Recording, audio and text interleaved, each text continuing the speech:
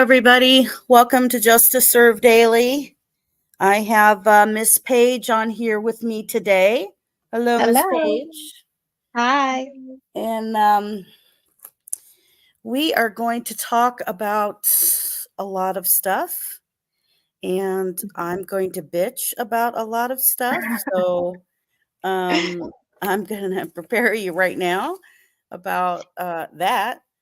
So, obviously, it has now been the time we've all been waiting for, which is the, um, beginning of the trial. And Yeah. it took us forever to, get here, but it's finally No. here, and we've been waiting for it, and it makes you feel kind of anxious and stuff. So, Yeah. hello, Cryptex. Hello, CJK. Hello, hello.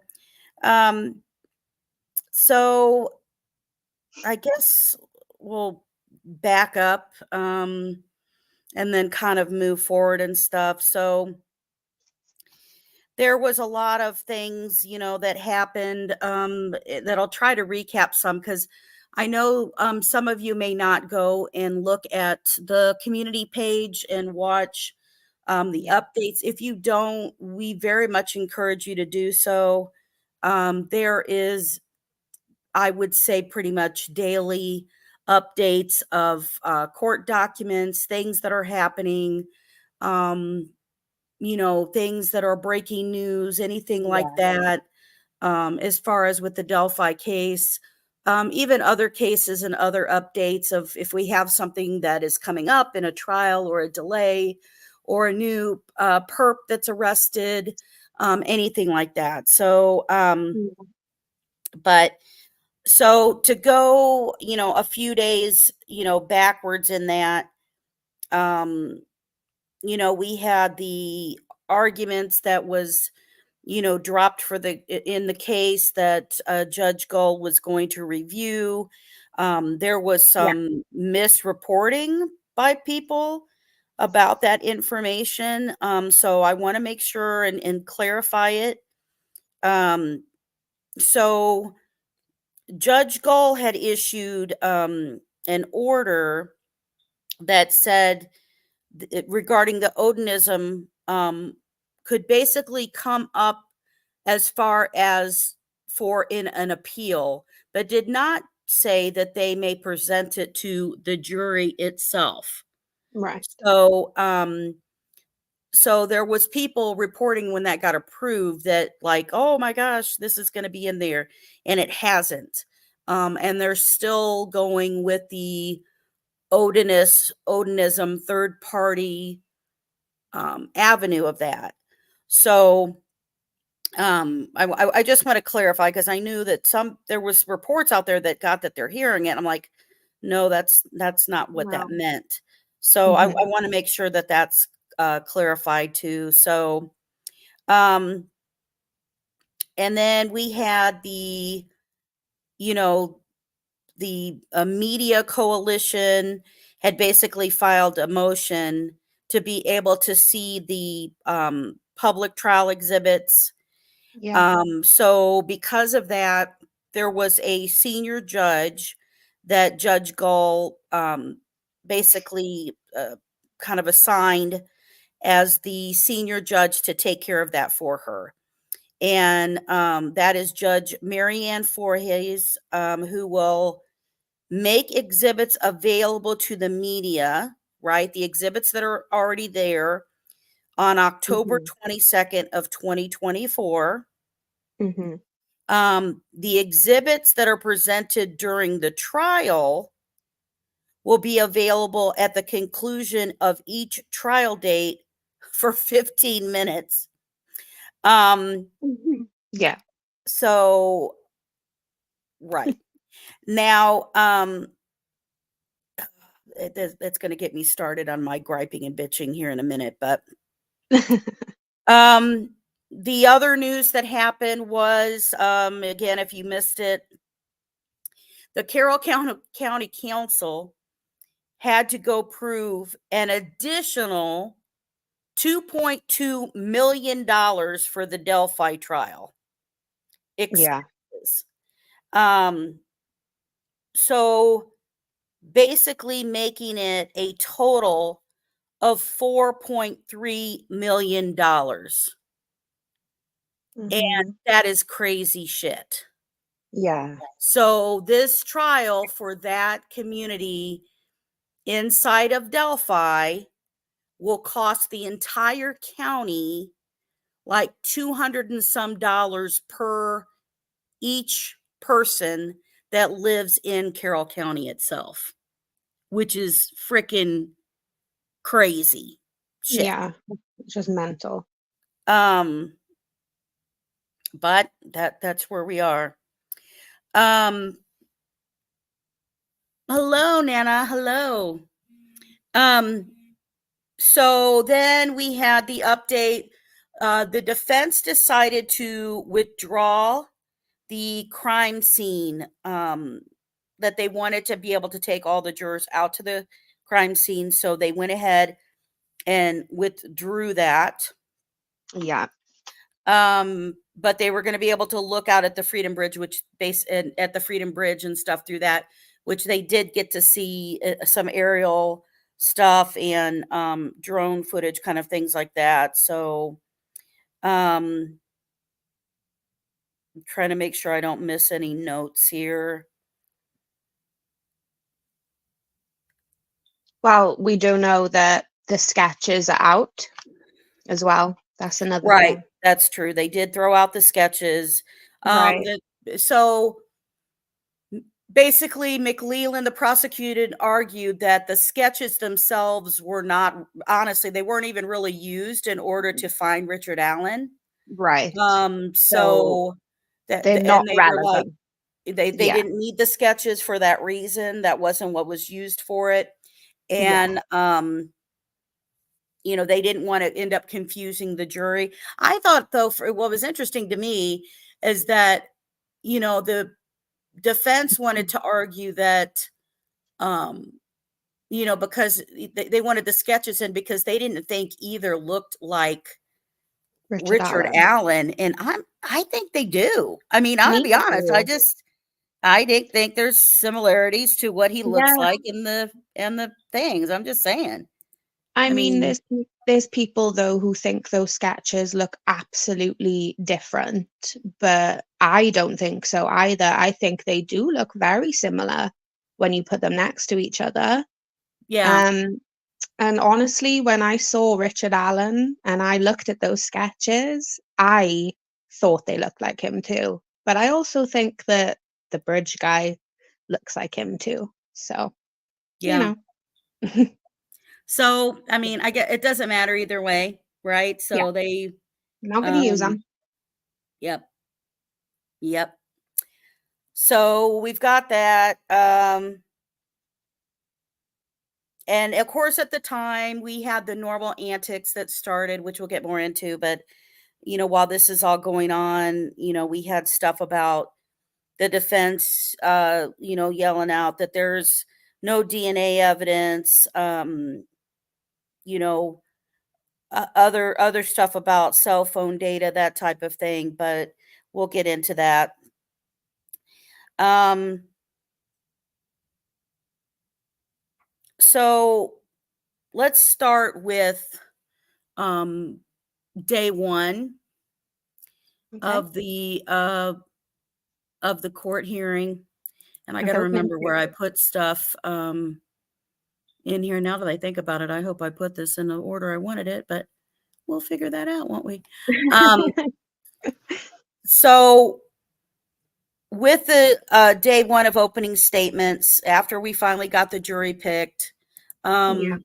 and you know what? Actually, I'm gonna rant and bitch for a second first. Let me do that first. You go ahead. I You need to tell bitch 'em. about it for a minute. Okay, here's the thing. You know, I think I've been a pretty patient and supportive Judge Gull person, right? I've been a Yeah, pretty fair. supportive, Mhm. trying to give the benefit of the doubt and stuff from that. Right? But I will say that surprising to everyone, whether they're on a national level or a local level or a community member, family members. Let me make sure I bring that up. That the stuff that is going on for the court has been pretty shocking. And when I say that, I mean as far as accessibility. And, this case,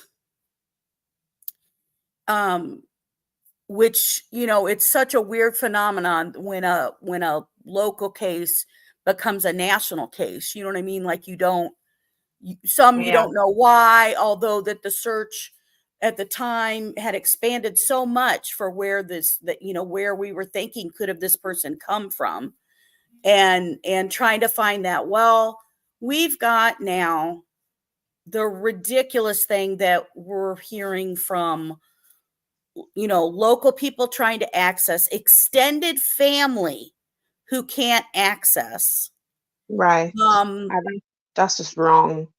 and not being able to get into the court. Mhm. um you know I'm trying not to call people out, but you've also got people who shouldn't have access that do, Mhm. because honestly, I'm going to say it, it's Yeah. kind of defense games. It's defense games again, Yep. where, defense has, um, you know, Their little a pool of seat people. when there's extended family who can't be seated, who are family members of the victims. And then you've got a money making person who is Mhm. going to come in and sit down and And be have a biased. seat given to them for Yeah. the defense.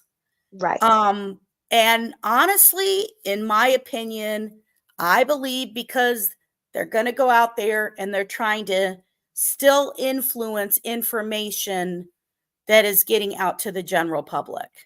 And the games that are being played with that, in my opinion, are still happening, because you've got, in an opening statement, which is supposed to tell the jury things about Yeah. what you're going to present, what you're going to be all about, what you're going to show them and prove to them, Mhm. or what's lacking if you're from the defense side, that you believe that the prosecutor is. And in Yeah. that, they use that to try to leak out info that is misleading. And I think in the long run, that's going to kill them, because Mhm. you can't say something to a jury pool and then be like, oh, well, this, and this. And then suddenly, um, you know, suddenly you don't prove that to them, or you find out something that you stated to them maybe isn't that big of a deal, isn't what you made it seem like. And I think that backfires on them. I mean, if I was a juror and I heard something and you tell me something, and then it's like, well, wait a minute, the prosecutor never said that, the prosecutor didn't do this, and you say all this stuff to me, I'm not going to believe it.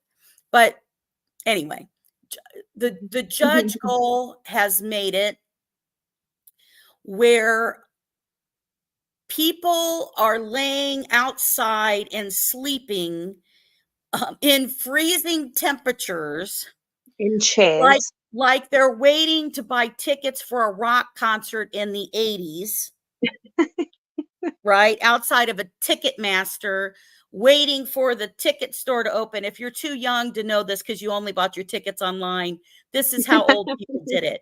We had to sit out in the cold, waiting near a ticket stand, freezing our asses Hoping. off, waiting for the doors, the Ticketmaster to open, to get inside. You couldn't go online back in the day. You physically had to have your tickets, and you would sleep all night, run across the street to the White Castles that was that there, grab some, keep standing in line with your friends, and it would be an all-nighter. Okay.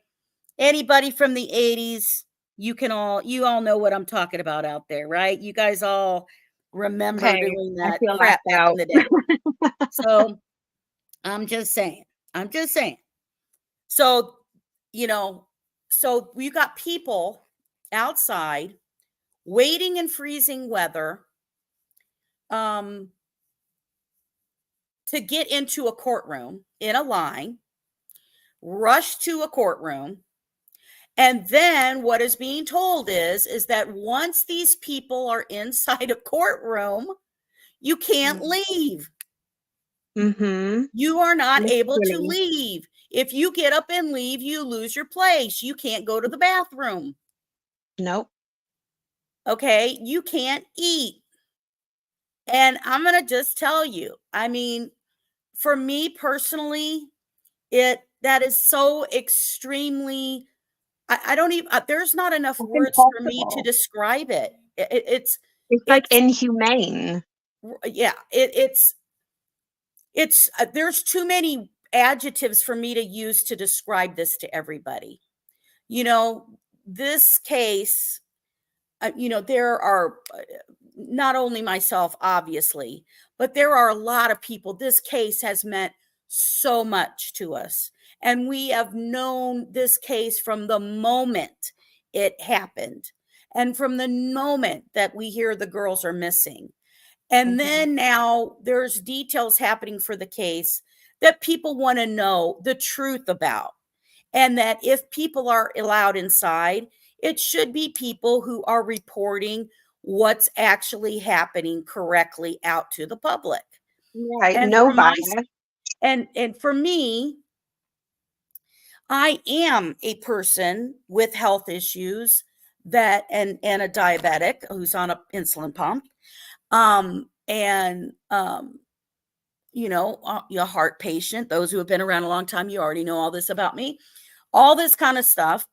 And um it is not physically able for Nor me to attainable. sit there and to do that. Um, and then to Yep. make other people, you're making a harsh situation that's unnecessary between people too. Because then, Mhm. they take a break. And then if they took a break, the people then, we heard about the Let's murder go back sheet. in line. They had to Yeah. get immediately back in line. They couldn't go to lunch. They couldn't Yeah. go get something to drink. They had to stay in the line because you couldn't keep your stuff in the courtroom. You had to take your stuff with you. And then you had to be back in line because you would go back in. And, you're talking people who stayed overnight or whatever, and then they never got in. And you're talking hours. I don't mean like 3 or 4 hours. I mean lots of hours. What Mhm. is the point of this? What is the point? I mean, honestly,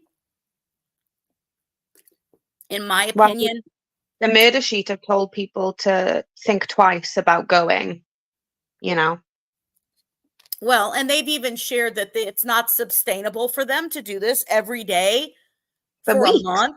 Although I'm going to tell you this case is not going to last as long as they said it's going to last. That's my prediction. This is not going to last as long as they said it's going to last. There's no way. Mhm. It's not going to Yeah, happen. I agree. Um, but it's just crazy. It's just I think it would have been better for it to, even if she didn't want other people to disrupt or have anything happen, it should have been shown on court television. And then everybody live could see it.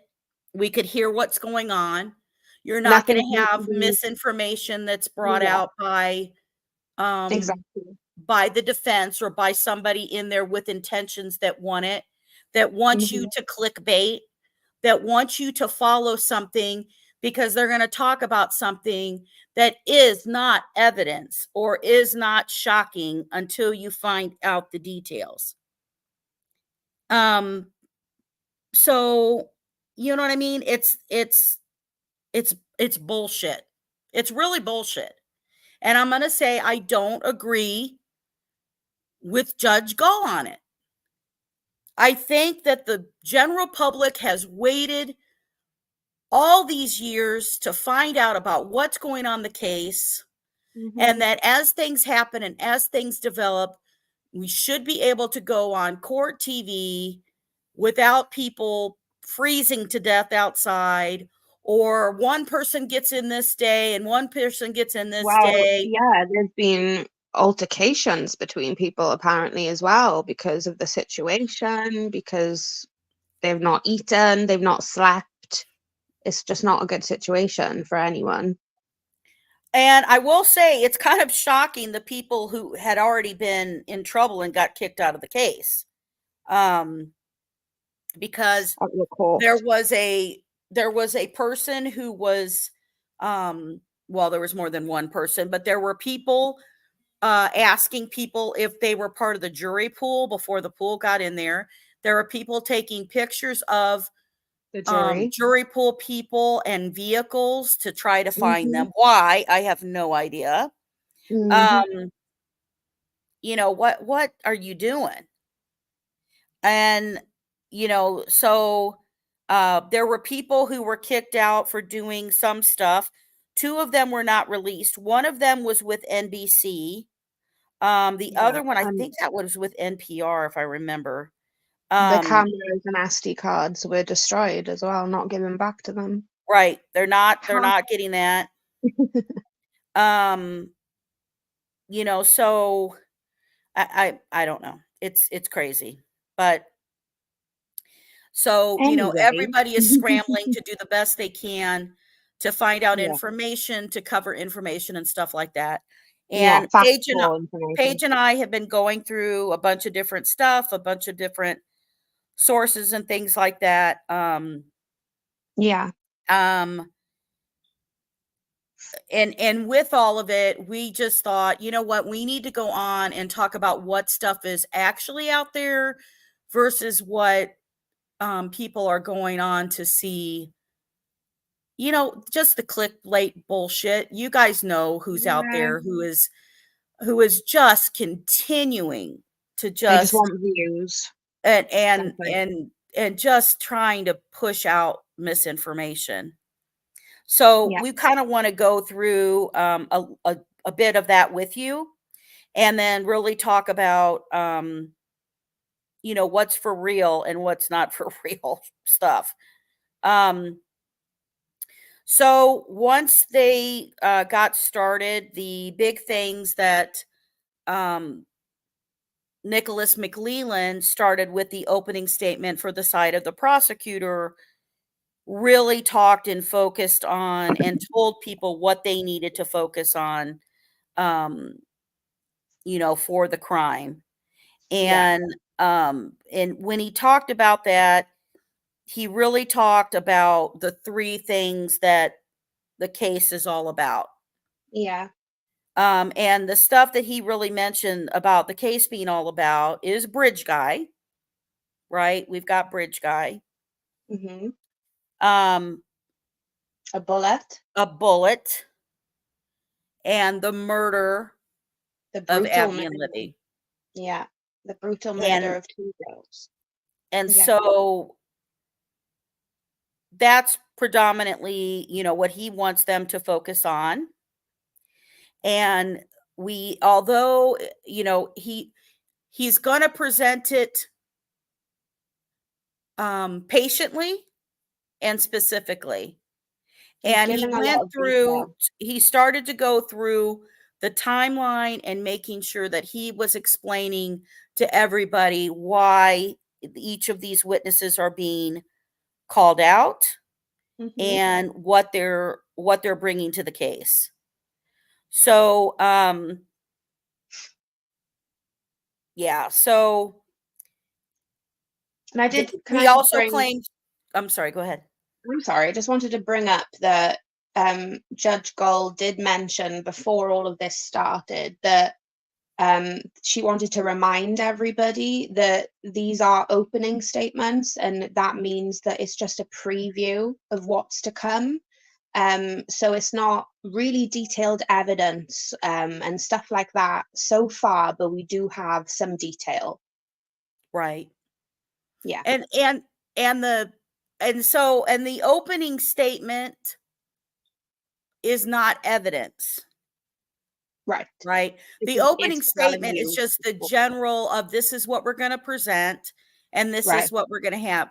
So to have an opening statement from the defense saying da da da da da da da doesn't mean shit until they prove it to you. And I'm right, sorry, I'm just going to be frank because I'm just so right. frustrated right now. But so what we know that the prosecutor had said is that their opening statement said that Richard Allen is the bridge guy. Hmm. Um, and that he said that he is the man that's on Libby's phone on the bridge, and that the prosecution stated that Allen matches the description of the man seen on the Monon High Bridge minutes before the girls were abducted, that he confessed to the details only the killer would know, Yeah. and that they talked about the bullet at the crime scene that they said that matches Allen's gun. So the defense's opening statement focused on uh, inconsistent witness descriptions, their client's mental health, and added that the bullet testing is inconclusive. So before I go into the deep of then what they try to already tell the jury, the items that we know that the prosecution is also going to bring is that, and he states this, the McClelland states this, that he tells the jury, you will hear Richard Allen. So they're going to be playing the Yeah. confessions that he said to his mother and to his wife. Yeah. They are going to play those. So anything that was on there with it, of him telling that he committed the murders. Hmm. And in addition to him telling them this, because remember, he told his wife more than once over the phone, that they're also going to know of the confessions that he stated to other inmates, guards, and these inmates were people that were watching him while he was on suicide watch. And so the guards, the warden, the therapist, Yeah. um, that he talked to. So, and what McClelland is stating that in these confessions, you will learn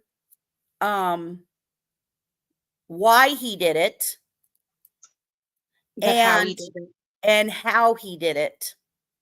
And he Yeah. was very specific that how he did it would only be known by the To the killer. killer. Absolutely. He said that Richard Allen has spoken in great length and detail of the murders, details only the killer would know. That's important. Oh, absolutely. Hmm. Absolutely. So, you haven't heard that yet. You don't know what that is. The defense knows what that is already. The defense knows all this info. Nothing that's going to come up They tried that to get it we're going to thrown end up out. hearing about is going to be a surprise to them. They know all the evidence that the prosecution has against Richard Allen. So let's talk about some of the other stuff that the defense they bring up. Uh, so the defense came out and said that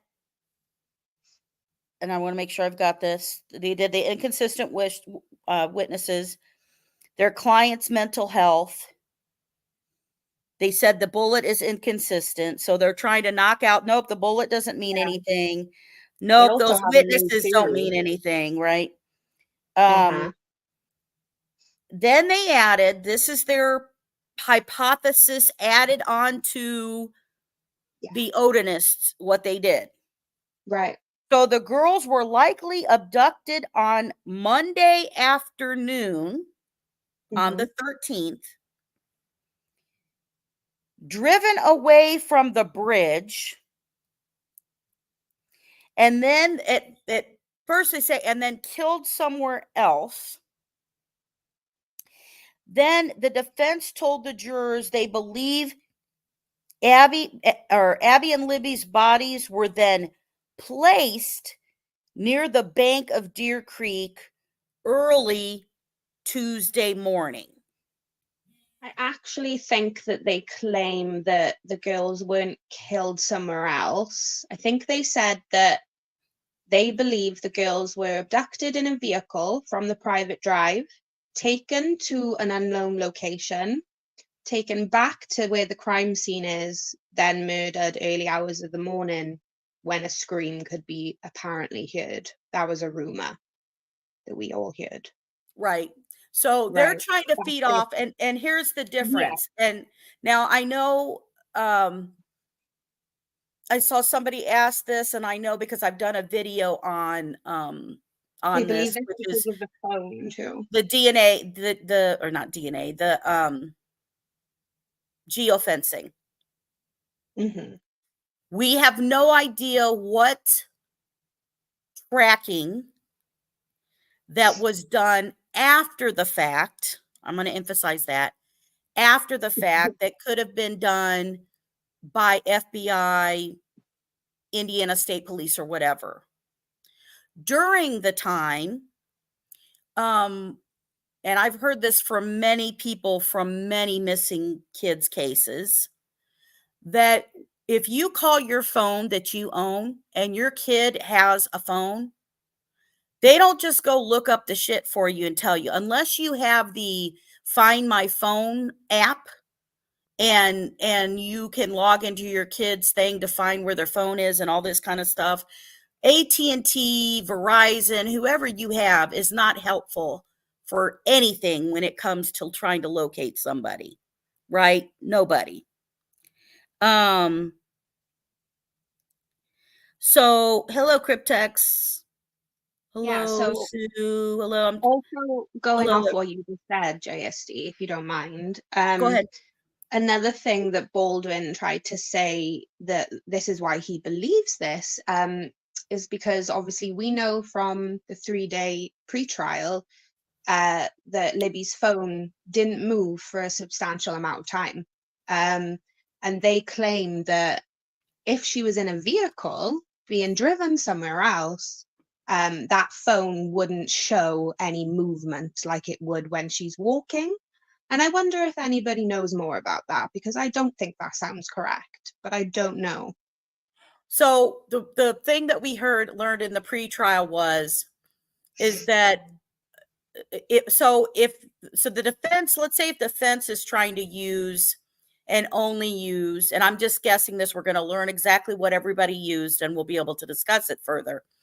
But if they're only using, for example, a tower, and a tower in a small town is going to pick up a certain amount of something and show it or not show it. And when you get to certain areas of a community, you can have where signals can be picked up or lost depending where you are. Right. Well, we learned in the pre-trial that Libby had an app on her phone.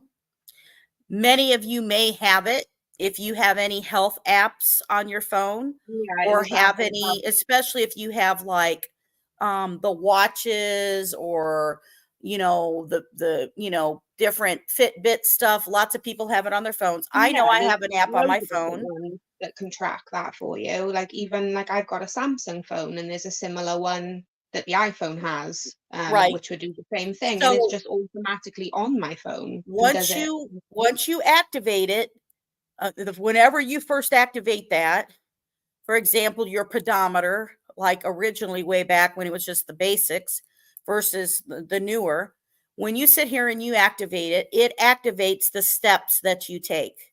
So actual steps that you are taking. And that was what was reported during the pretrial that they tracked. And they said from the walking from Libby to where Libby stopped and then no longer moved. That was it. She Yeah. was no longer moving after that time. And so, and that time was where the crime scene was. That's where her phone stopped. It stopped, it was done, that was it. Now I do also want to point out the things that what we also heard and learned in this trial, because there was a lot of misinformation coming out about it, and it was confirmed up. Libby had a phone. Abby did not have a phone. They No. did share that Libby did have it, that Abby's fingerprint could open up Libby's phone so Yeah. that Abby could use her phone if she wanted to, but Libby did not have a phone. Abby. I'm Sorry. sorry, Abby did not have a phone. Libby did have the phone. Yeah. So that was misinformation and stuff that came out there. So want to share that. So the defense is going to come out with whatever, whoever, whatever that they know from their evidence and stuff like that, from what they have of what they're going to say. Well, this phone didn't ping, and this is what the big thing is. So in the middle of the night when they were searching, remember they sat there out there till midnight before they made people go home. There was still some who searched after midnight. People Yeah. came back super early in the morning. Okay. Derek himself went back out at 10 p.m. and then didn't leave again until 2 a.m. Right. So there You were know? lots of people.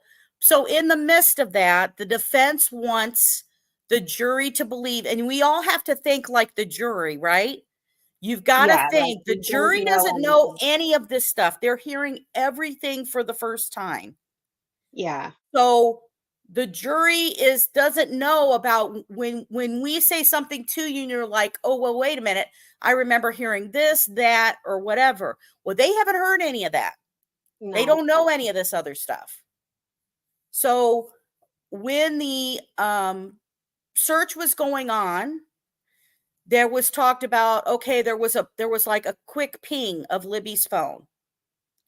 That kind of stuff is what the defense is saying. But for me, I don't know. I mean, when it talks about the Odinist stuff and everything like that, to try to make the jury believe that with the Yeah. tons of people who were searching the area, and we're going to Yeah. talk about a specific man whose basically house butts up against Ron Logan's, who is also part of searching. But Mhm. when you talk about these people all looking around, Yeah. remember they want to also try to be like, well, they weren't there, they didn't see them. They were looking for alive girls, just lost girls, or maybe a girl who Injured. hurt her foot or fell or broke her knee or her Yeah. leg or The whatever. worst case scenario in their head is like, if they did die, it would have been accidental, like from something like that. Like it wouldn't have been this, you know? Right. And I mean, and for three girls, I mean, it's not like it was, um that big. Just saying. Um Yeah, so because the defense, they tried to claim that with the pings on Libby's phone or, the backlog of texts that came through, they're trying to say that there's no other explanation for that except it being done by human hand. And then in the 3-day pre-trial, they give a couple of different reasons why that could have happened. Um, So yeah, it's just like it's what the defense is saying, but is that factual? Yeah. Sorry, I'm Mhm. trying to catch up on little comments over here. Yeah, nobody knows who I am. I just noticed. Oh, I'm sorry. I'm sorry. Okay. No, this is a couple of people just Okay. like, At the "Christmas." beginning, this is So sorry. Paige. This is Hi, guys. Paige. Okay, so uh Where did I come from? yeah. Well, let's see. Paige and I met 4 years About 4 ago. years ago? Yeah. Yeah. And just because we were on a YouTube channels following the Delphi case at the same time, maybe Yeah. even more longer than that. And then Yeah. we ended up also as mods and stuff Certain for people. true crime, Yeah. which we used to do True Crime Bloke, Bloke. right? Whatever. Uh, Yeah. um, Yeah. and we used to do that together, and we ended up meeting through that. Yeah. She is not from the United States, if you can't tell. But I was following Delphi. She followed Delphi. We ended up meeting each other as well as some other ladies through the Delphi case because it meant so much to us. Yeah. If you don't know me, I'm from here in Indiana. I've been following the case. Obviously, when the girls ended up first missing, up until now, done the channel for over 2 years when, after modding and doing stuff like, there's some stuff that people aren't covering. So then I went to do my own thing, and the ladies came over and started Um, helping with that. So, yeah, and this, I don't have my own channel. I'm a part of this one with JSD. yes. So, so you Uh, know, so I've I don't got do that. ladies who help do research and search things and look up things and all that kind of stuff. So, yes. So I'm sorry, I didn't see that. I'm trying to catch No, up with that's it. fine. I haven't been on here for a while either, so I understand. Yes, Some and people don't know and who and I I am. apologize. So I just recently found out that I have to go have I knew I was having way more trouble seeing, and I just found out I have to go have eye surgery, and I go meet with the surgeon soon. And so when I say I can't see some stuff, I really mean I can't see some stuff. So I apologize for that, but You need me um, to read anything, you know I will.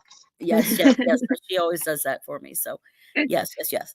Um, Yeah, let's see. Oh, I see. Hello, Farmer. Hi, we got Farmer and Cryptex. some good people here today. Yes, yes, yes, we do. We've got lots of people here. So My notes are just like everywhere. yes, yes, yes. So, okay. So anyway, as I go through these and we talk, so as we know about the what the defense is saying, what they're going through, what they're now claiming of trying to say that these girls basically got taken, thrown in a vehicle, Mhm. left. Yeah, Now in the middle of the night, there was something that when people were searching and stuff, that people were like, oh, they thought maybe they heard a scream or something. Um, yeah. that they thought that they heard. And I will say, when you're out in stuff, you can hear from a long distance far away of something, right?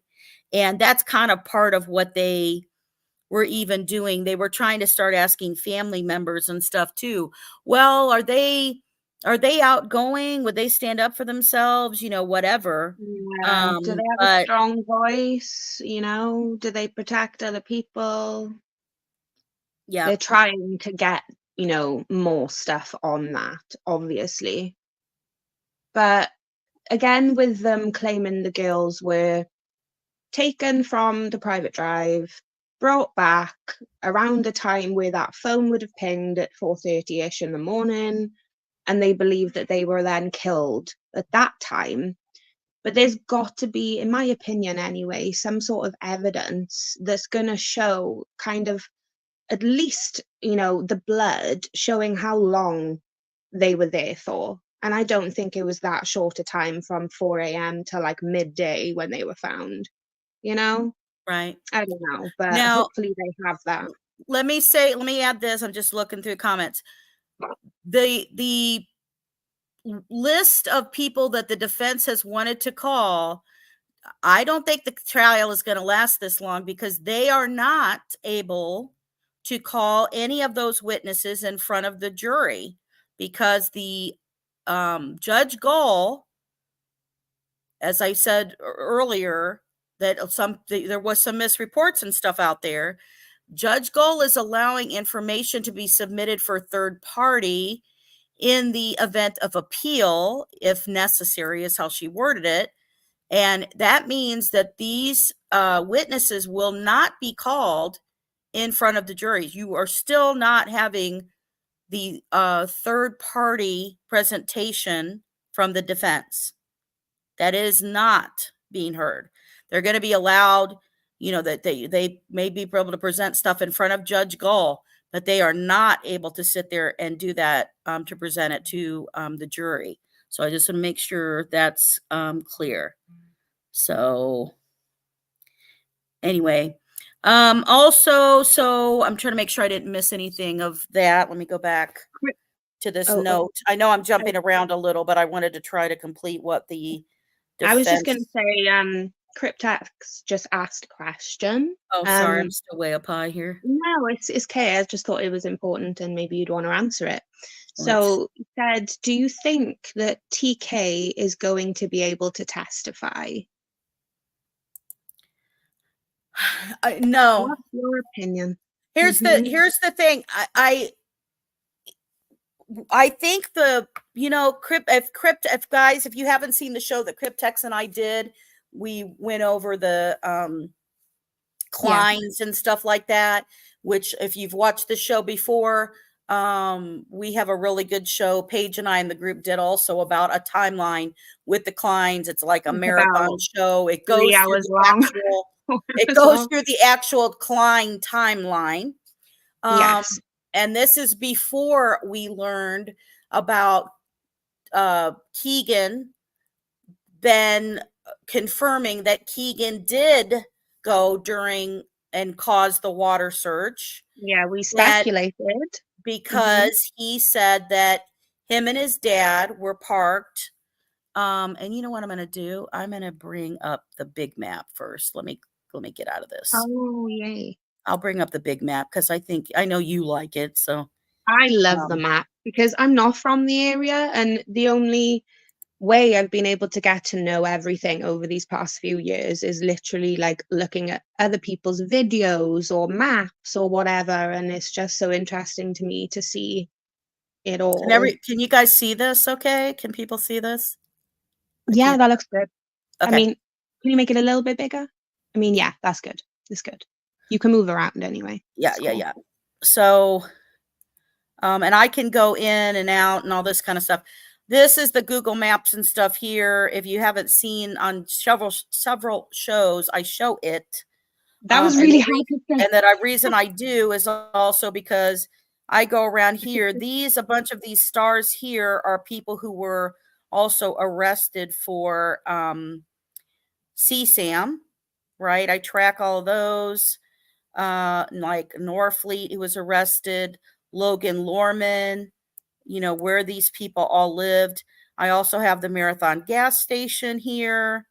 This is Brent Eastman, where he used to live, the one who was arrested in Anderson, and the Baldwin is representing him. The middle schools, you got Richard Allen, right? Just seeing the proximity between everything is just so fascinating to me. And then you've got these I added recently. This one is the Brad Weber. This was in testimony from on the court during this trial dates here. So this is the Monon High Bridge, right? And you can see this is on the far side where the girls first started on this part of it. And then they walked to this side, and then their bodies were found over here, right across. Now, I Right, don't know why across the this top. star, I did not put this damn star in here. I don't know why it does It just that. automatically placed itself. Yeah, So I don't know why, but it it's did. not But 100% accurate, but it gives you a so general idea. Ron Logan's house is here, but it's farther up. It's not that far back. But Right. it's in here. This is 300 North going across, right? This The is the cemetery. Hoosier Harvest Store. This is the Mears Farm. Right there. There is the Delphi Cemetery. So, but what I did is one of the people that they talked about that they went to his home to ask if he could help. He got out there and started searching, and he was helping. Is Yeah. Brad Weber, and this is where Brad Weber lived at the time. Well, if you look in, I'm going to go in farther for you guys. Now, remember, this is showing Ron Logan's house farther back, but I don't know why, but their bodies were over here, and Ron Logan's house is farther up right here. And then here's the cemetery. So this is where Keegan said he was with his dad, right? But Yeah, he said he anyway, if passed you go it. back here where Brad Weber's house is, well, this is where the Monon High Bridge ends, right? And it keeps going off. And then it goes into right here at 325, right? Or Oh, I can't see. six. Yeah, let me go back in. Yeah. Sorry. This is No, that's okay. 625. Sorry. So 625. 625, you got where the girls were over, found over here. And you know what I'll do? I'm going to keep this because we're going to end up talking about what the witnesses said, who the eyewitnesses said. So I'll keep that up if that helps you guys. I don't know if it does. I don't know if you guys like it or not. I I love a right now visual. I don't think it's going to matter that Tony can be in there. I think it's going to be that um that they're not going to be able to testify still because they're going off a third party. Now, if you guys watch the recent show that I did that was about the people that all of a sudden defense was trying to call, and I was, people were trying to figure out, okay, who the heck are these guys? Well, if you go watch the show that I did on that, I did the research to find out these guys were all from prisons where Keegan was being held. And, did he tell other people something? Did he say something to them? Did he talk about that he said that him and his dad were there? I don't know. But if that calling of Keegan Klein and those other people are going to be kept in their sense of third party Odinist, that's not going to be able to be part of it. If they were calling Keegan Klein to say, hey, you testified that you and your dad were actually at the crime scene or something, then I don't know. It's going to be up to Judge Gull whether that's, going to happen or not. But eventually they're going to get to a point that they cannot, who do they have left to call? I mean, they're going to get to, they're going to call some of these witnesses, but when they can't call the witnesses in front of the jury, meaning nobody to say it's third party, then what are they going to do? They asked for this extended period of time beyond what the prosecutor was even going to take. Then what's going to happen? Right? Yeah, What's yeah, yeah, interesting. hearing what they can come with actual nexus. Yep.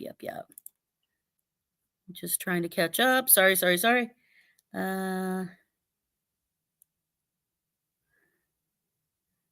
Treatment. Right. And that was one thing. I will say Baldwin, when he presented to the jury about the horrible circumstances in which Richard Allen is living in his prison cell, he was emotional.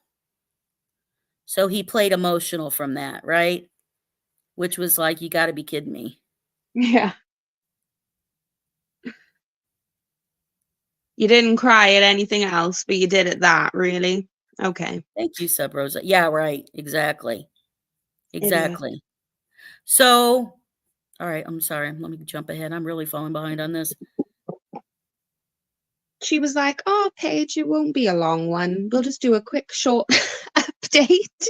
That's never the case Well, I with mean, her, honestly, never. well, then we sit here and start talking about everything, and then it's like in We there. could talk Let me forever, make sure I I know. didn't miss anything on my notes for this part. Um, Let me check oh, mine. yes, I can't miss this. Okay, here we go. Here we go. Da, da, da, da, da, da. Let me go backwards. The hair. Okay, so the Delphi murders we heard about from members of the search party too, Yeah. and about initial rumors about the girls being missing. So two Mhm. members of the search party were in court. One was Jake Johns, and he recalled about another searcher saw footprints and disturbed rocks. Leading up to the Um, crime scene. right. From the creek. Right. And sliding down the hillside to the riverbank uh, on the south side of Deer Creek. The description fits the prosecution theory that the person responsible for killing the girls forced Abby and Libby to walk down the hill to the south side of the creek, crossed, and then killed them on the creek's north side. Jake said that the water was slightly deep and not fast moving. Still, he didn't cross. So when he was, looking, he didn't go cross it, right? Yeah. So then he saw a piece of clothing floating in the creek, and it was Libby German's tie-dye Tie-dye. shirt. And then he called out to a nearby firefighter to Yeah. investigate. Right. Now, then the second searcher that was talked to was Pat Brown. Yeah. He searched for the girls after hearing that they were missing.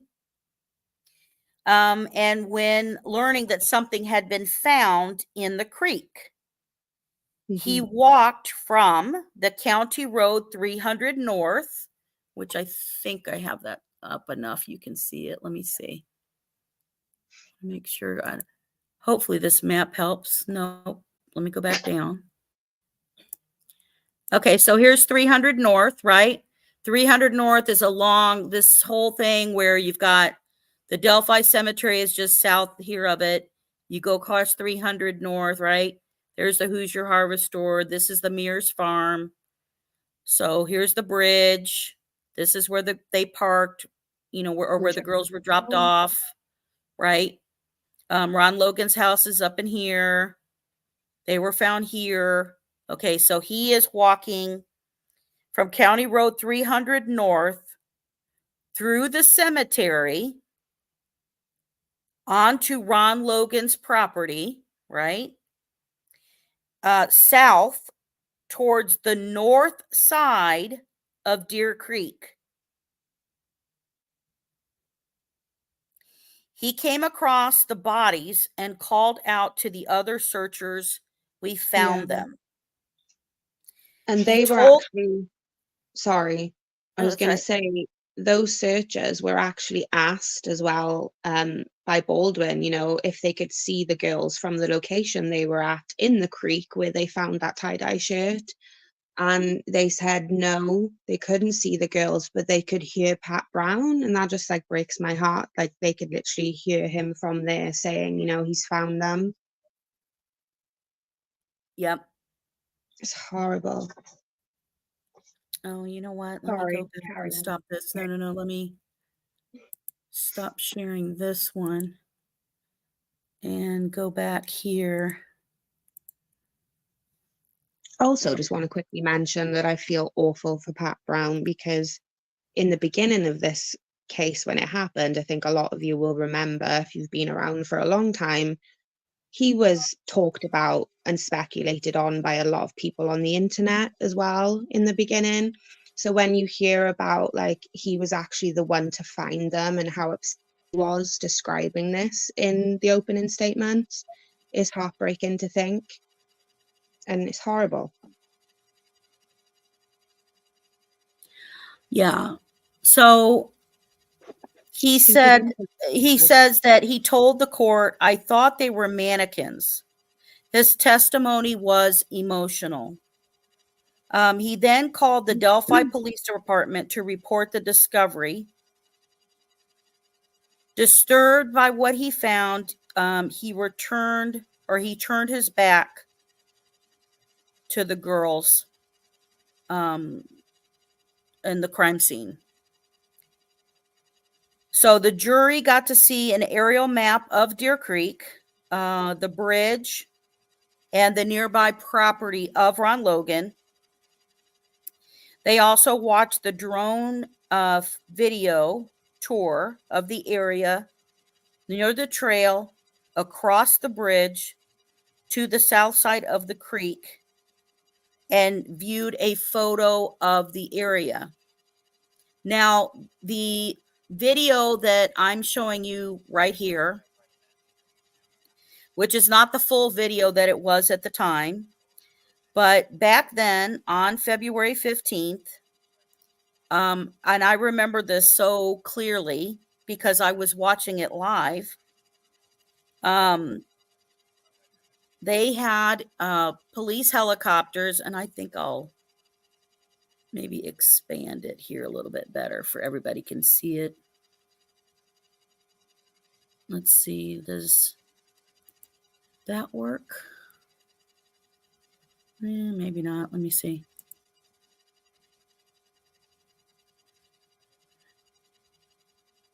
Let me go find where I did this. I let you guys see this a little better. Anyway, I remember seeing this because on February 14th, the news covered about when they were out there that morning.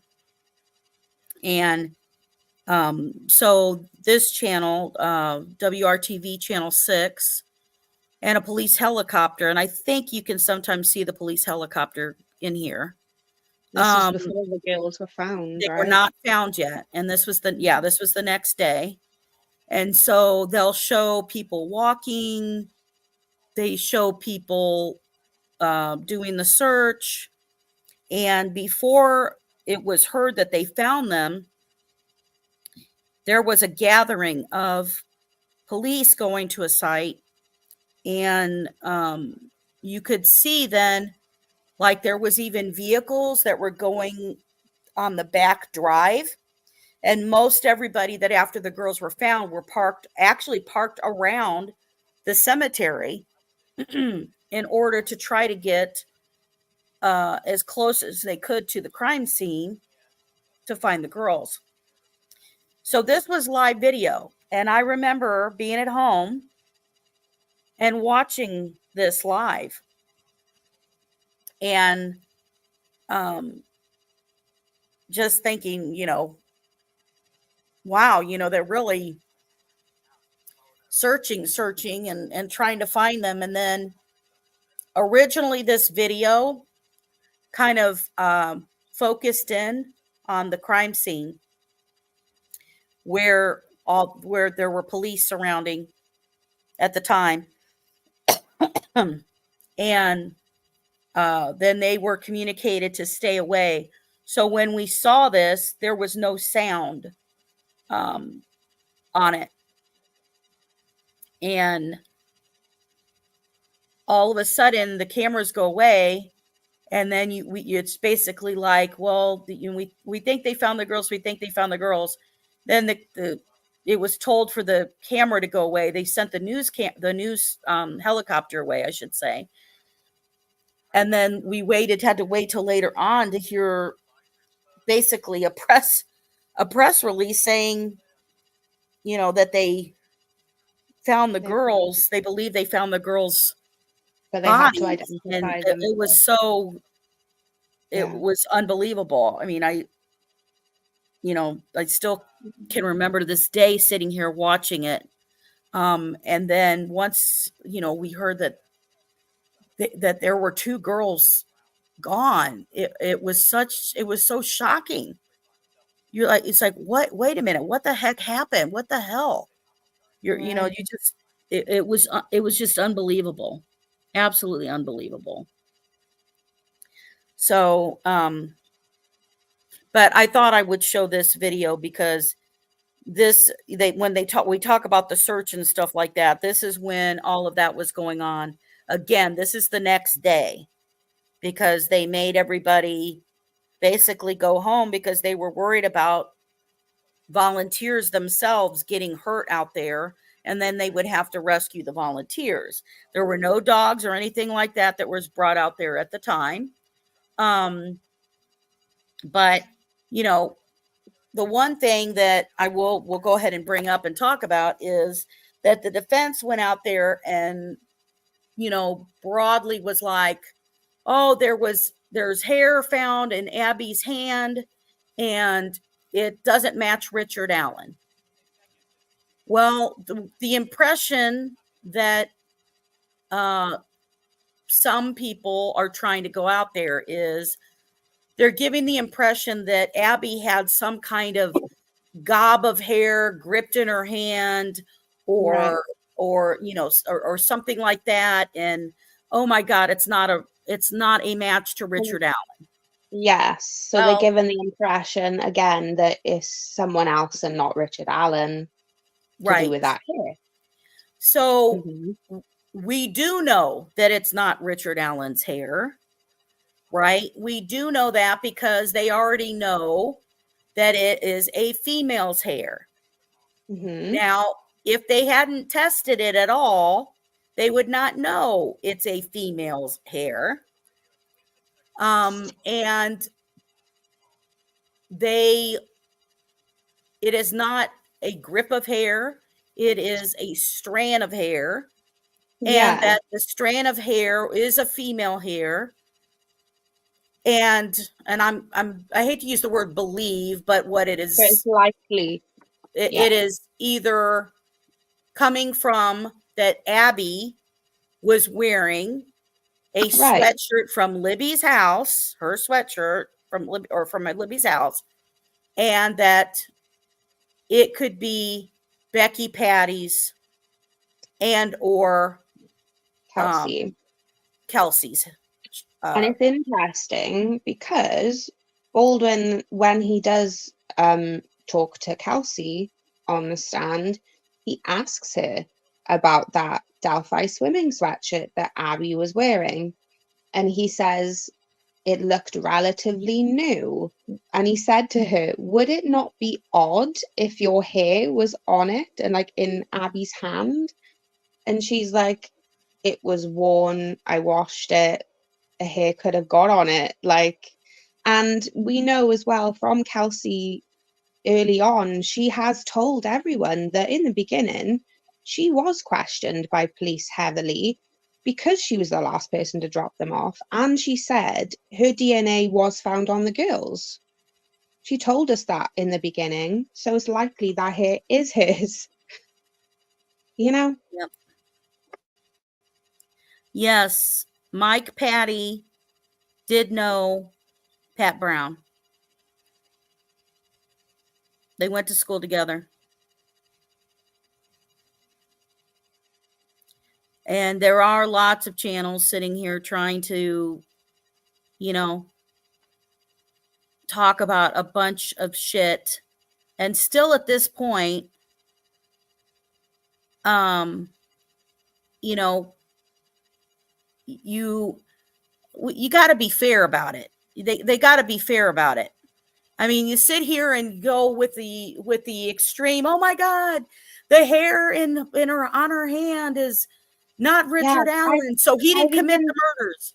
I've Okay, even well, seen people say that's your now, argument because I mean, yeah, how many? Okay, men ask women, and even if you're married, if you have kids, if you have my whatever, my how hair is many hairs everywhere. do you find all over the house? My hair is everywhere all the time.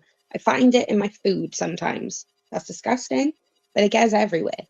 And people on the internet now are even going out of their own theories and saying, well, it has to be a female accomplice. What the fuck is going on? Sorry, Right, but what the right. hell? But and that's just it. I mean, you can sit here and easily lose a hair. You can sit here and easily know. Now, I will say, as you're watching this video, there are little parts where it clips off, right? Those parts that clip off is because they redid the video They where they edited were them going out. close in, and they edited the video so you didn't see when they were going in closer to the scene. Now, if you look here, these are all the cars surrounding the cemetery to try to get uh, closer to the crime scene itself when it was told that they were in there. And this was Mhm. where everybody was. And they also, oh, that's the other thing to address. They also brought up that the reason, and I'll pull the map up again for you guys in a minute, the reason that they were looking a certain area away from where the girls were was because they were also maybe assuming that maybe the girls went ahead and walked to Abby's house. Yes. And Abby doesn't live extremely far away from that. When we go back to the map, I'll show you guys where Abby was and why they were going a certain direction in searching versus back towards 300 where they got dropped off um, and across that way. Um, so yeah, but that was the one reason that they sat here and they searched. The other thing is that the defense has said that there's no DNA. Now that can actually be the the Proven the or not deal. We proven. can they Yeah. maybe they didn't find DNA. Maybe they didn't have enough stuff to find DNA. We don't know. Now, I do want to bring up that when this first was going on and they found stuff in the water, you could see that the guys were then walking across the water and following that. That was part of what was brought up in the first testimony by the searchers. So, as we talked about, that they saw that there was the footprints and there was that. They also talked about the clothing. So, Paige, do you want to read that piece if you've got it? Mhm. The one that talks about um, Yeah. what he made them do.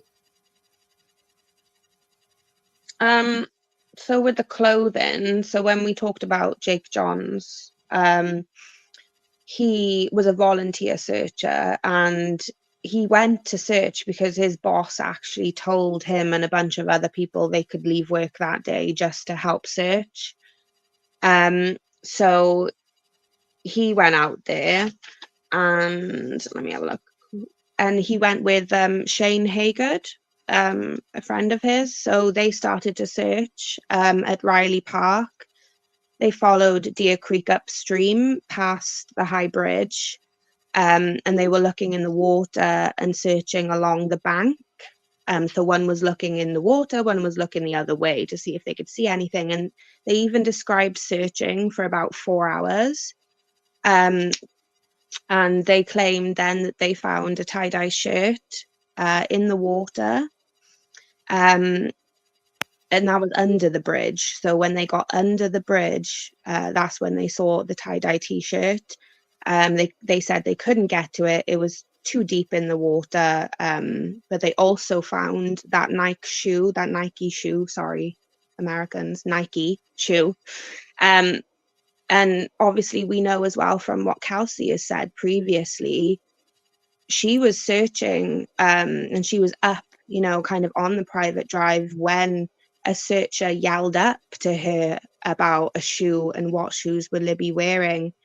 And that's when she confirmed that the one that was found was Libby's shoe. So obviously it was this searcher that that found that shoe and found her t-shirt. Right. And we heard that was stuff that, you know, was shared out early on. Yeah. And there was stuff that was, you know, shared early on of what was in the water. Mm-hmm. And one thing that has not been cleared that Paige and I were talking about is stuff that, remember, they say that they believe that the killer took personal Souvenir. items with them. Yeah. Now, after this many years and stuff like that, does the killer still have that? You don't know. They believe that the killer may have taken images of the girls And they believed that the based on items what they were looking for. were a sock and undergarments, I believe, but they didn't detail Right. like undergarments. They never were specific about what or undergarment. Right. Right. And But it's interesting. we always heard about a pair of underwear that was also in the creek. Yes, and I know those images were circling long before anything to do with this trial. I don't know if those images are real, but I'm sure everyone knows what we mean by that, where images did come out on the internet that were apparently Libby's underwear and t-shirt and shoe in the creek. Right. Yeah. So I also that's the other thing. They did also confirm, and I hope I don't think I said this already, but I'll do this.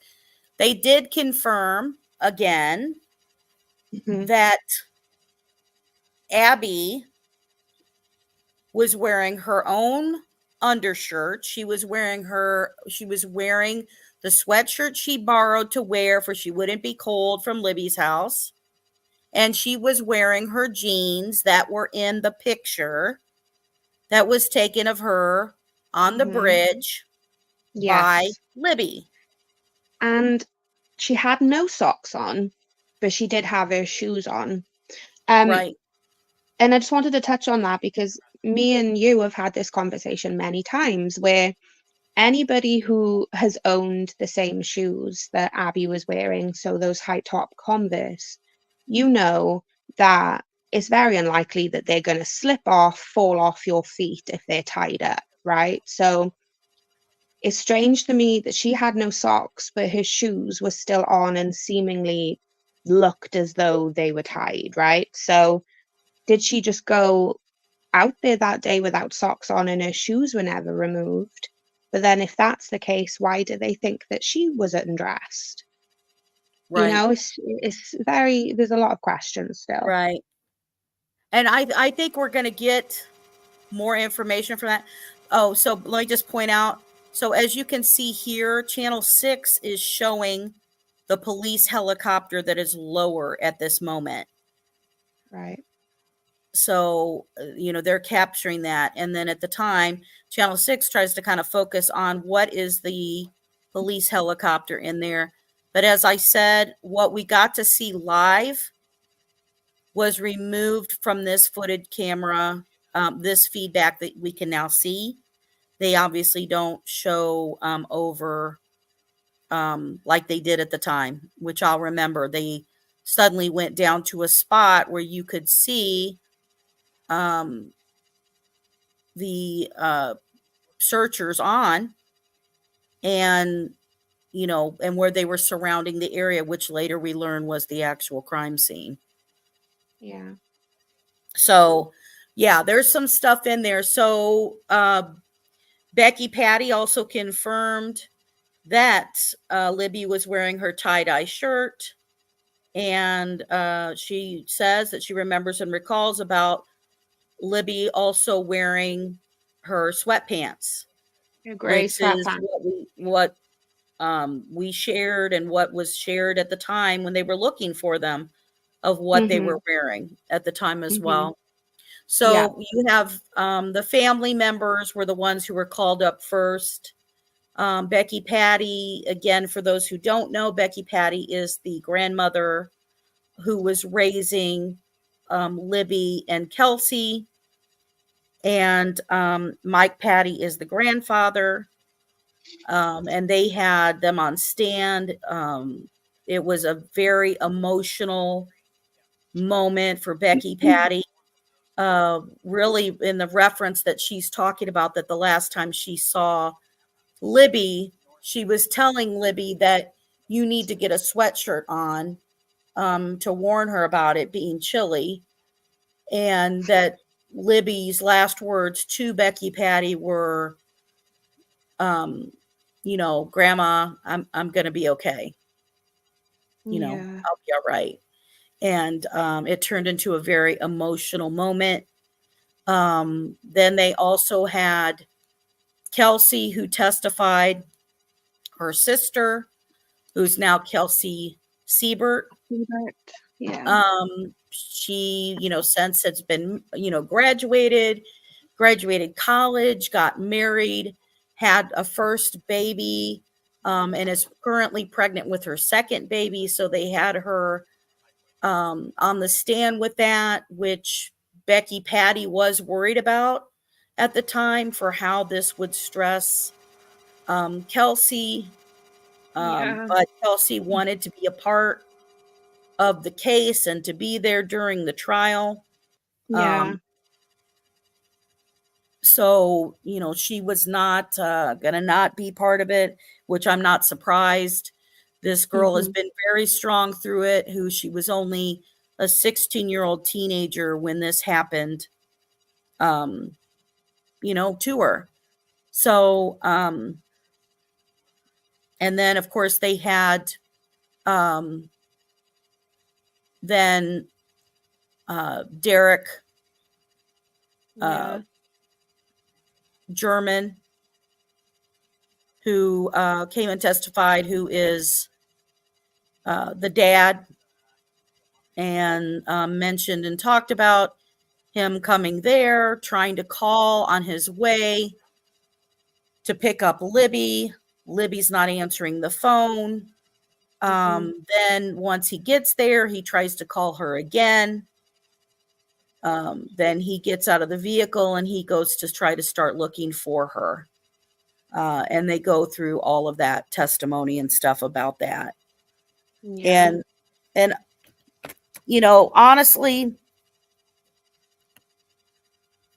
you gotta be worried about that. It's not a made up story. It's not a TV show. This is real life for these people who have been without their children, from For coming up trying on 8 years, untrue to someone. Yeah. and their children were found this way, murdered, and somebody committed the murder. Okay. Whether you believe it's Richard Allen or not Richard Allen, if you're going to be responsible for doing something, let's be responsible for reporting out the right information.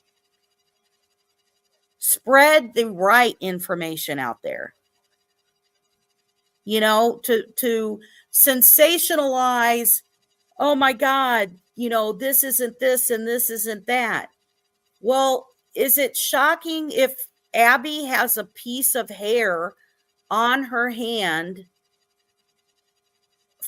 because she's wearing a sweatshirt? No. Now, if Yeah. it was different, if it was a big glob of hair, if there was blood in the hair, if there was something else, then okay. But I don't want anybody who wants the truth and justice for the girls to be worried, I can't tell because you because the amount of times. Sorry, I was just gonna say, I can't tell you the amount of times that I get tangled in my own strands of hair. Like all of a sudden, they are in my hand, they are on my shoulder, they're in my foot. Like my strands of hair get everywhere. So yeah, one strand of hair wrapped around her finger, in her hand, whatever. a female. Yeah. I think we have to make sure we find out what the specific details are. Yeah, right. we will. And we're going to get it. It's not going to not come out. We'll hear it all. We'll hear, what does the coroner say? What did they find? Right. What it, in what way was this found? What happened here? What, we'll find out all those Yeah, details. there's a lot of And stuff we the still all don't truth know. will come to light. And we'll all find that out. But, I think, in my opinion, I feel the defense was already trying to start with, some sensationalism, which, to be honest with you, what also happened during the trial was that they got warned several times by Judge Gall. Because it's like, okay, you're getting into details of the case and stuff like that. That's not part of your opening ceremony.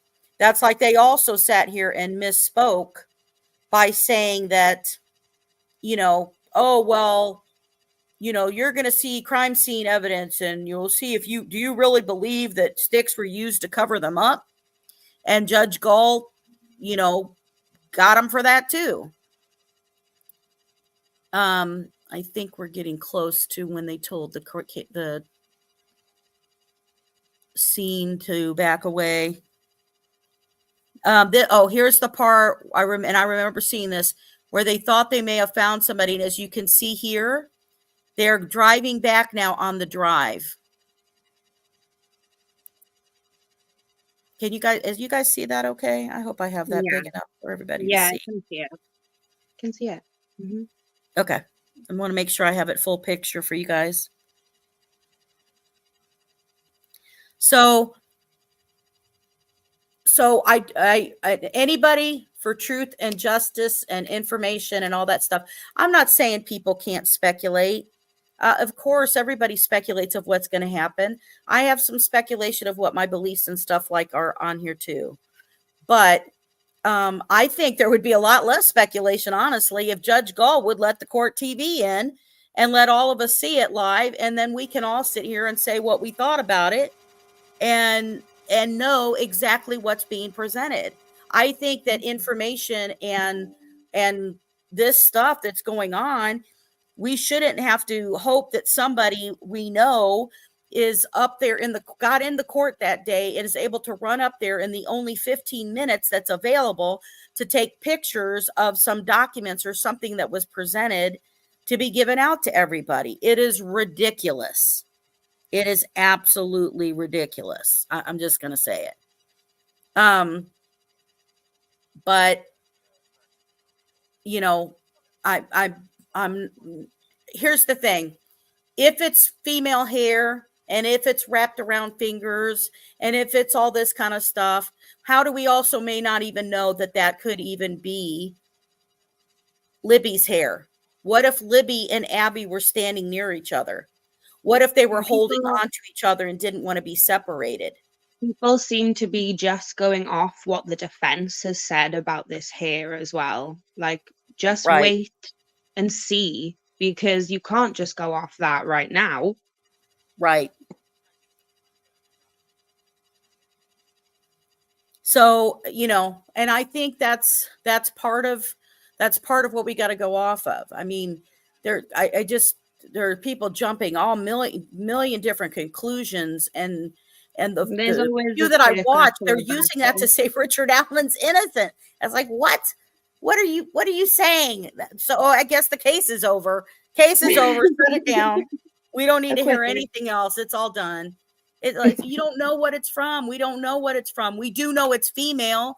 They obviously had to test it to know it's a female. It's a female. And just the way they question Kelsey about it is very interesting. So I do encourage you all to go and look for yourselves and do your own research in regards to the hair. Yeah. Yeah. We just need to see what's going on and make sure we're putting there. Let me say this. We can't control how anybody else does anything. You know, all we know is that we're going to come and bring to you what details and stuff that we know and what's out there and what evidence did they provide or not provide. You know, if they do not have DNA, then they don't have DNA. So we've got to look at what do they have? What is it? And, you know, me and Paige have had this discussion many a time. It was like, okay, let's pretend the trial let's say they have nothing else than what we already know about. And then you have to think, is that what you know about? And obviously they're going to present to show you. I'm not saying just believe it because they said it. But if they present to you, that's what I was saying not to do. That the Hoosier Harvest Store shows Richard Allen's car driving by to park, as they say it does, and it catches him on camera going westbound on 300 North, which it was stated that revealed that the reason that he was coming that direction was because, and I hadn't even heard of this, was that he said that he went to Peru to see his mom. To see his mother. Yeah. So he's coming that direction. He's coming westbound on 300 North. He goes to park at the CPS building. We have various witnesses who say they see a vehicle that is backed up into the building to hide its license plate. Do other people sit here and not describe the vehicle properly? I'm going to say this. There are some men and some women both who don't know vehicles well enough to tell you what kind of car it is. I am one of them. Right? They may not tell you what all the time. I would never be able to tell you. I could tell you the color, and that'd be about it. They may be able to tell you a dark vehicle, whatever, and they know they saw it from this time to this time. Not everybody actually who saw the vehicles, though, are actually been presented in that info. So I got to remind everybody about that. But then you've got, that's the other thing we need to tell everybody about. How they found Richard Allen. Oh, yeah, I've got that in here. We got to tell, that's a big one. So, and I don't want to stop the video, but I will. Remind me to click through this once this video's done of the stuff. But so it was revealed. Well, let me get my note. Hold on. Let me get my note. I don't want to not say it properly. I got to go to my notes for that too. Kathy Shank. Right. Kathy Shank was a person who was going back, and not Liggett. I'm not shocked by that. I didn't think it was Liggett who did that anyway. She alerted him to this, but it wasn't him that found it. Right. So Kathy Shank, and I just had it right here. I'm going to make sure I say exactly how she said it. Okay. So Kathy Shank, who works at the office and stuff from there, she's been with and worked for the city. She's done stuff for CPS stuff. She's worked for the state. Anyway, she goes through and she's going back through all the old info herself. She's going through it. And she looks and she finds a misfiling of a Richard Whitman. Yeah. Of Allen Drive. Yeah, so they got that mixed up. Doolin did, apparently. So while she's going through the records of the case, she found this. So she goes to Tony Liggett and she tells him that she went through the records and that she found this, and that, now remember, this was used in the Orion system. This was used days afterwards. And this was used because so Richard Allen communicates with and decides to speak to a DNR officer, not a police officer, to talk about that he was out there. So Dan Dolan goes and meets him. This is me going from backstory here. He meets him at a grocery store, right? And he gets his info.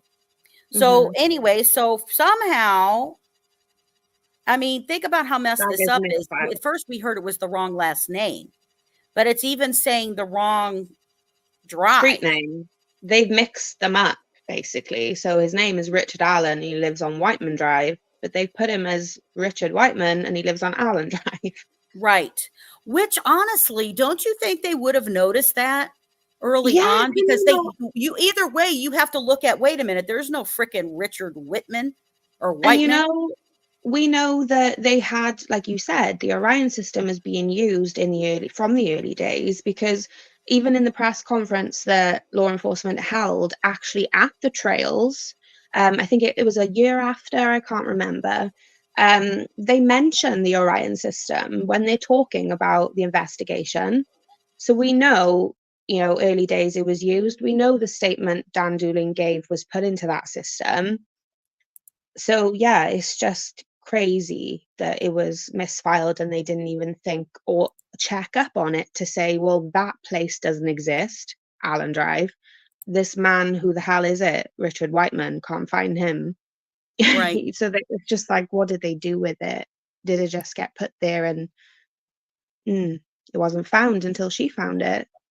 And I remember Liggett actually saying as well that it stuck out to him so much, not only because of the time Richard Allen said that he was there at the trail, but also because he talked of the 3 girls that he saw in his statement to Dan Doolan, and Liggett had already had those witness statements from the 3 girls who said they saw Bridge Guy. So immediately he was interested in that. Sorry, I'm just setting up my slides here. I don't want to make it replay the video right now. So we talked about Brad Webster and stuff here.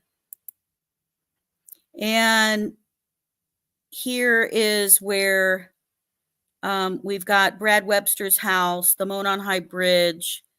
Here's this, as we were talking earlier, across this way, heading west on 300, is where Richard Allen's car is seen going in front of the Hoosier Harvest Store building, which is normally, not the direction that he would necessarily go, but he's saying he went from Peru. And then he's parking over here. This star that I'm hoping you can see, I'm circling and pointing at, this is where the CPS building was.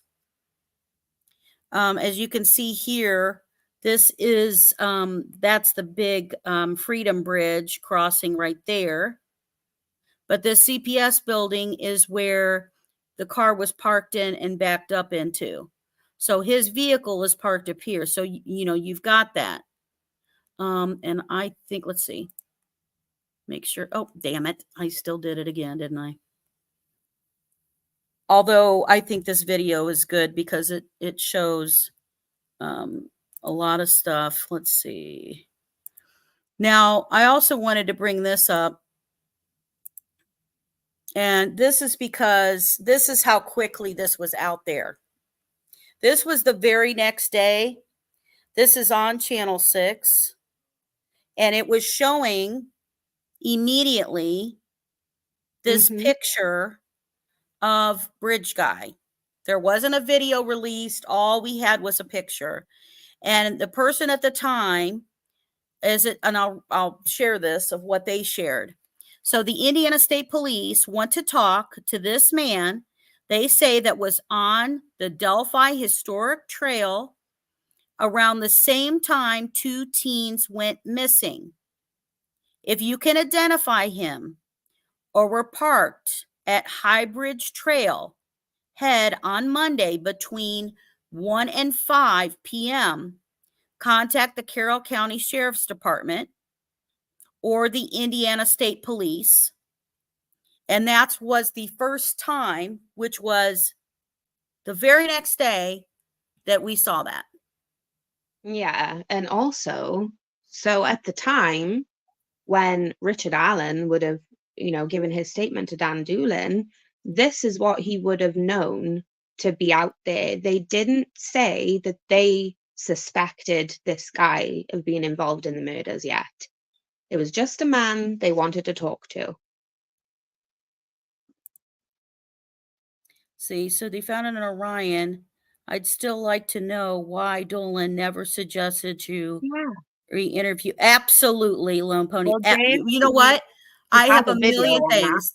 A million things. Now, Yeah. um, if you've seen my Dan Dolan and my Orion show that God, I did that a long time ago. I can't even You remember. watch them? Yeah. Um, that show I did has, I mean, Dan Dolan's from Delphi. His family's from Delphi. Um, that he never brought him up. I mean, here's the key thing, and I pointed this out as we read the probable cause affidavit with Dan Dolan's statement in it, and also Mhm. that according to the testimony that happened in this opening Yeah. statement, Yeah. the testimony that talked about it was that when Kathy Shank went to Tony Liggett and said, "Oh, this thing is misfiled," and Mhm. according to what happened, Kathy Shank was like, "Well, this guy says he's there between this time and this time, right? 1:30 to 3:30, Yeah. and about him seeing three girls." Now, what's Yeah. funny is because what they said happened after that was exactly what the hell I said after I read the Dan Dolan statement. It is. Because as soon as I read the Dan Dolan statement that he took of Richard Allen's, right? Which, by the way, don't forget, he made Richard Allen hand him his phone, and he took the codes, the numbers from the phone. The It was the IMEID it was the numbers. MEID, I believe. Was Yeah, it there was one MEID that or you the can't you IED? One didn't of the two. have. Right. Because Right. the type of phone he had one type, but not the other, right? Not So the he other. takes that Understood. information from him. But what does it say for in the comments from Dan Dolan? He's like, Follow up "Oh, with he the said 3 he saw girls. three girls. We need to Yeah. find out who those three girls are." Well, no Why shit. didn't you? Yeah. So that's so interesting when Liggett then later says that when this is discovered, that clicked for him instantly because he had talked to those 3 girls who said they saw Bridge Guy, Right, and and it he told matches Cap Richard that's what he Allen's told Kathy statement. Shank. He told Kathy Shank, "Well, wait a minute. The Yeah. We have the girls who saw Bridge Guy, right?" Because Right? here's the thing, it's not just that these girls are making a comment about, "We saw this guy, Mm. he walked by us, da da da da da da da." They didn't turn around, I'm sure, and just show some type of, you know, Yeah. screenshot to them. What would they show them? They would It's show also them the video of Bridge Guy walking on the bridge. And if they show that video and you can see they saw him, they saw a guy, so they can easily say, "Yep, that's exactly what he was wearing," or "That's what he right. looked like," or "Yeah, that's him. That looks like his height. That looks like whatever." Right? You can Yeah, sit there and and do it. We can't coming back. identify him because that is the most grainiest, stupidest, horrible photo slash Yeah, video that they it's use to like take from. zoomed in and everything, yeah, and again, it's interesting when you go back to Dan Doolin, he was even there at the press conference where they revealed the video and the first part of the audio, so just down the hill, he was there at that press conference on stage with law enforcement officers and everybody in the investigation, and it's just interesting to me again that if he stood there in front of Richard Allen, knew what he looked like, knew what he sounded like as well, and he had that statement, and still at that point in time, it never at least jumped out to him in his head to go back to that man or tell anyone to go back to that man. Mhm. So Yep. strange. I'm hoping that we'll have that. I think originally Dan Dolan is in the list of witnesses to testify. Yes. And I almost wish I could submit questions myself. Me too. Me But too. but you know, Dan Dolan is from that area. And he does know people from that area. And we know of people that He had I mean, important jobs in the I can't, community too. I'm not able to go into that right now. But we know of people that he knew in that particular area. You know, that, you know, we'll see what happens, because he should answer this question. Because I'm going to tell you, when I first found out that he was talked to early on, I was pissed. I was pissed. Oh, It's like, you've got to be kidding me that he came within days afterwards and said he was there, said he saw the three girls, so those three girls saw him, and this took this long. Think of what evidence has been lost that they don't have on him because of it. the length of time. And it could just be, you know, it's an honest mistake. He sounded like someone, he had a lot of important jobs in the community, not just a DNR officer. Is possible his workload was very high. Maybe he just didn't think it was that important, and maybe he forgot about it. He forgot to follow up. Nothing clicked with him. You know, everyone makes mistakes, especially in a job where you're having, you know, such a capacity thrown on you, I guess. So it could be that too. But Right. we have to all agree that it is very strange, and we still don't know the answer to that question. Yeah, absolutely. I mean, I'm anxious to hear what he says, because he's not a newbie. He has found people deceased and missing Mhm. in In the Carroll County river, before. yeah, many He's got times. awards and stuff for doing that in Carroll County. You know, so Yeah, so to he's not a suddenly newbie. become so kind of lacking in your job effort, you know, is a bit strange. But again, we can only speculate until we know. Right. Right. Well, I mean, we're anxious to find out that stuff too, because I really believe Dan Dolan needs to tell us why that Right. wasn't an obvious person that he brought Yes. forward. And to be honest with you, the other question is to ask Richard Allen, why did you go to a Yeah. DNR officer instead of to the police? Well, that's another thing, right? Because it was obviously entered into this Orion system. Again, we had this conversation in the video that you did where we don't know exactly who would have had to put it in there. We don't know if Dan Doolin had to put it in there or he gave it to someone to put it in there. I don't know how it works. But that was put in there and not followed up on because details were incorrect. So it's very suspicious as well because he didn't tell a law enforcement person about this conversation. Did he not even think it was suspicious that Richard Allen wanted to talk to Well, him about this? and remember the video that I did on Dan Dolan and Orion system, I talk about, you know, Dan Dolan very much knows Leggett. You know, Leggett also, you know, Dan Dolan's son won an award, you know, scholarship money in the community that Leggett presented to him. You know, the other thing is if he did know Richard Allen, was he not suspicious of Richard Allen because he knew of him?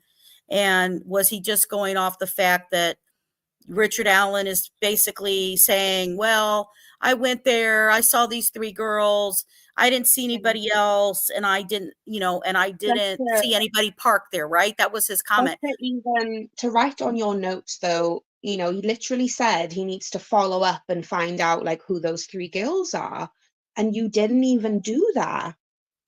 So again, that's strange. So we have that he met Richard Allen at a grocery store, which is weird, and he didn't question that that's weird.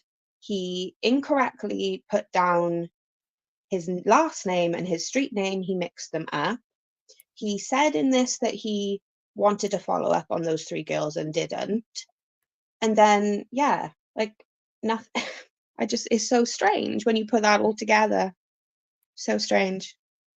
Well, exactly. I mean, And maybe it's just that because there's stuff that we one don't has know yet. always pissed me off. I mean, I was sitting here going, you've got to be kidding me that we've had, you know, this guy talking to somebody right away. And here's the thing, he had to come out. I've always said this. He had to come out and tell people stuff. Why? Because he got seen. He know he was seen. He knew he was seen by those 3 girls. Easy. So he had to say he saw those 3 girls. So, Yeah, but it's what did he not interesting. do? What did he not do? Let's all think about this together. And, you know, guys, tell me if you think I'm going a different direction. So he also says, did he go out on the bridge? He said yes. He went out on the bridge. He didn't really pay attention while he was walking around because he was looking at stock on his phone, Stock which we ticker all on know his how wealthy he phone. was, and that's why he was looking at stock, right? That's Yeah, humorous. That's a smart ass comment I'm making. But here's the other thing. So he says he goes out there because he's looking at fish. yeah. Where does he say he is though? On the bridge, looking at the fish Right, from right. And 60 he feet doesn't. up. So who's the second witness? So when you think about this, we've got to Yeah, think about what evidence do we know for yeah. sure the And prosecutor has? you have to And think that about the is timing of all Betsy of this. Blair. You've Yes. got Betsy Blair because Betsy Blair's there, and we'll know specifics because she's going to testify as well, and the timing, and then the defense gets to question hers also. But what do we know of Betsy Blair? She gets there. She's going to the bridge. She gets to the bridge, and at the very first platform of the bridge, he had got there, and he's standing on that first platform. So when Yeah, you she cross the sees him. bridge, if you guys have seen it, those little bitty, side, which I can't even imagine standing on that side thing, for God's sakes. I just keep envisioning it falling when you stand on it, but whatever. Mm, That's my fear of being on it. But he's standing on that. She turns around, she starts to leave. She's walking back up where that trail head is that you decide which path you're going to take, which is close right, to the parking lot. But before she even gets there, about halfway, who's passing her? Abby and Libby. right. And when you think of the timing of it as well, JSD, right? So she says that, and Abby and Libby walk past her towards the bridge. When they get there, there's no bridge guy on the bridge. We know that Libby walked first on the bridge, took a picture of Abby, a picture of the bridge. She got to the end of the bridge first, and then she saw a man following behind Abby on the bridge. So it's just like the timing where we know the exact time the video started recording, the pictures that she took, Betsy Blair's testimony of the time she saw this man and she saw the girls. And we have that on CCTV of when her vehicle left to obviously make sure that makes sense in the timeline. And Mm-hmm. it's just such a short period of time. It's absolutely impossible that it was anybody else. And nobody saw Bridge Guy after that point, or Abby and Libby. And how come Richard Allen never mentioned seeing another man out there? Because he would have if he wasn't Bridge Guy. It's just, Well, and yeah, that's the thing. If he was the guy that is on the bridge and you went to clarify that you're the guy on the bridge, then you would have said you're the guy on the bridge, right? right. Because That's after me that, in that the picture. photo was still being shown, the video was still being shown. And if you were going to clear it up, then you would go, well, that's me. Yeah, if you didn't do anything.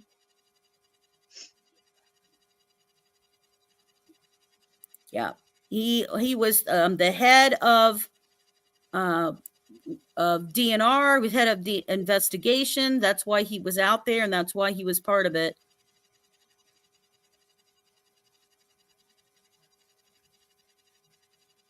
And he was called out there because of, you know, safety and stuff of DNR, because of where it was located, where the girls were lost. Yeah, and they He had did found search a for boy. water. He found a boy who had drowned and was dead out in the woods in Carroll County. I mean, he's found other cases. He's done other cases. Wasn't he a volunteer firefighter as well? Yes. Yeah, I thought so. Yep. And I mean, that is a big question that I want answered too. I want to know more about what happened. Why did it go to Dan Dolan and nothing happened? Yeah. It makes no freaking sense. Hopefully we will find out. So I don't want anybody losing the faith out there for it. I mean, it is hard because we've got people trying to still see the case and stuff like that, and cover the case and get details. And then there, you know, it's the Just exploit. horrificness of the access, like I said, and things like that. Paige, is there anything on the notes and stuff that we didn't cover? You knew I was going to ask this one from the notes because I've been all over the place with my notes. So, Well, let me have a look. I do have quite a few notes, so let me just see. I don't think we missed anything major that come in there. I'm anxious to find out, just like all of you, what is presented. What does the prosecutor have? You know. Yeah. I mean, now the only thing I would say is that I think, you know, we touched on like things McClelland stated a little, but not really as much, I'd say. And there was a quote that I did write down where you mentioned that he did say that Alan was interrupted. And I just thought Yes. it was interesting to just read the full quote of what he did say. Sure. Yeah. So McClelland said that Alan was interrupted and forced the girls to cross the creek, where he had them undress before he killed them. He threw their clothes in Deer Creek before casually going home. And I just think, again, that is just, it's very brief, but I think that does like set the scene of an opening statement to a jury, you know? Yeah, and I just think it's Well, kind of and I important the way think he from did. that point, that when Paige and I were talking about it, here's the big thing. It's been said several times by McClelland that when he talks about it, that they go down the hill, he forces them down the hill with the gun. That when they get down the hill, He also said that so the that he phone, could have his according to way them, with them. the recording stops. According to Yeah, him, the recording stops. right. And then he says that he was doing this in order to have his way with them. And then he says about being interrupted. And then Yeah, he says about going across the water. So so he forces them. he somehow, McClelland is stating he's interrupted.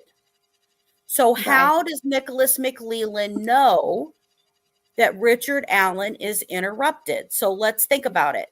What's the possibilities of that, right?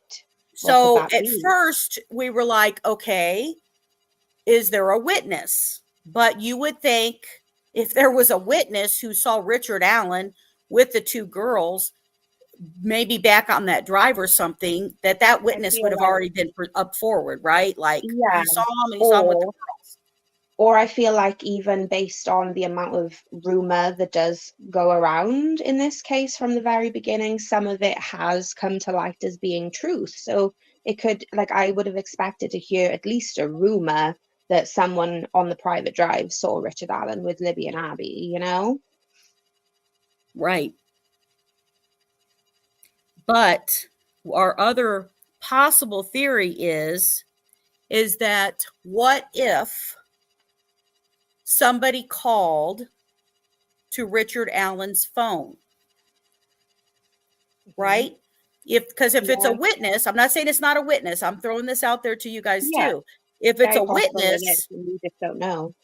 right? If it's a witness, then why did we not see that witness listed of that somebody saw a man and two girls walking in the woods, drove by, and this is the guy, and here you go, right? Right. So when you've got this, the only way I could think that they could say that they have proof that he's interrupted by who? Is it a Right. phone call? If it's not a witness, then it has to be a phone call. Yeah, could it be his wife maybe? Like, we don't know her whereabouts that day. We've kind of talked about this amongst ourselves again, where we wonder, was she away? Was she at work? What was that situation? Because people Another ask person where Richard involved. Allen was doing exactly. Um, Uh, so did she even call him or text him and say, hi, I'm going to be home sooner than I thought today, or something that interrupted him in his plan and he had to quickly do it? But then when McClelland states he was interrupted and then forced the girls across the creek, it makes me feel like he was trying to avoid being seen. So it's possible someone might not have seen him, but he thought they did because he saw their vehicle approaching. Like, possible, maybe. I don't know. I mhm. guess we will find out, but it again is very interesting to talk about. You know what, Nameless Wonder, I have wondered about that as well, because that was why at first I thought it could have been somebody going by. Well, yeah, because they But did go because and to the I homes of the talked private about drive. the lady who came home and then said later her son was going to come home, and about that possibility, right? So that's a thing. Um, Hmm. yes, Cryptex, I did say about, I think there was an interruption that happened. But we didn't talk about why there could have been one. And that's absolutely right. No matter what, he kept going. I mean, so let's think about, because that honestly, that's also why I always thought that there could be somebody else involved. Why did he not abort when he first got seen by the three girls, and then by Becky Blair? Why was he not like, oh, I can't, man, I've been And seen by then too he many was people. and then he was interrupted. Right. And then he's interrupted and he didn't. And what was that interruption? So here's my three guesses. And anybody, if you got another guess, please let me know. Here's my three. Mhm. One, and somebody interrupted because they came by. It's a witness. Maybe the witness didn't see him well enough to say anything. Maybe it was just, I saw a guy and two kids in the woods.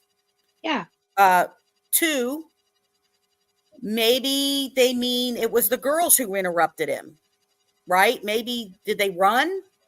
Did right. they do something right? Was it something like that that could have Yeah, interrupted him the there? made him kind of change direction, force them in that way. Right, But maybe. but McLeland would have to guess on that. He wouldn't know for sure. He would have to guess. Right. And And he he says it keeps with such stating that he certainty. knows they're interrupted. So Right, was then the next third guess I have is a phone. If he had, so if he did have the phone that he told uh, Dan Doolan he had, the number that he gave him. See, which that tells me something else. That just popped in my head. The reason at the time that I thought that phone was given was to help eliminate phones of people that they talked to by having their numbers, right? The numbers of the phones, not the phone number, but the actual tracing numbers of the phones would be given so that they would ignore that signal of that person to find out who they needed to still identify. So you're telling me after all this time, they didn't pay attention to the Richard Allen tip, which that means to me, did you even look up his number? to show where he was. No. I mean, no.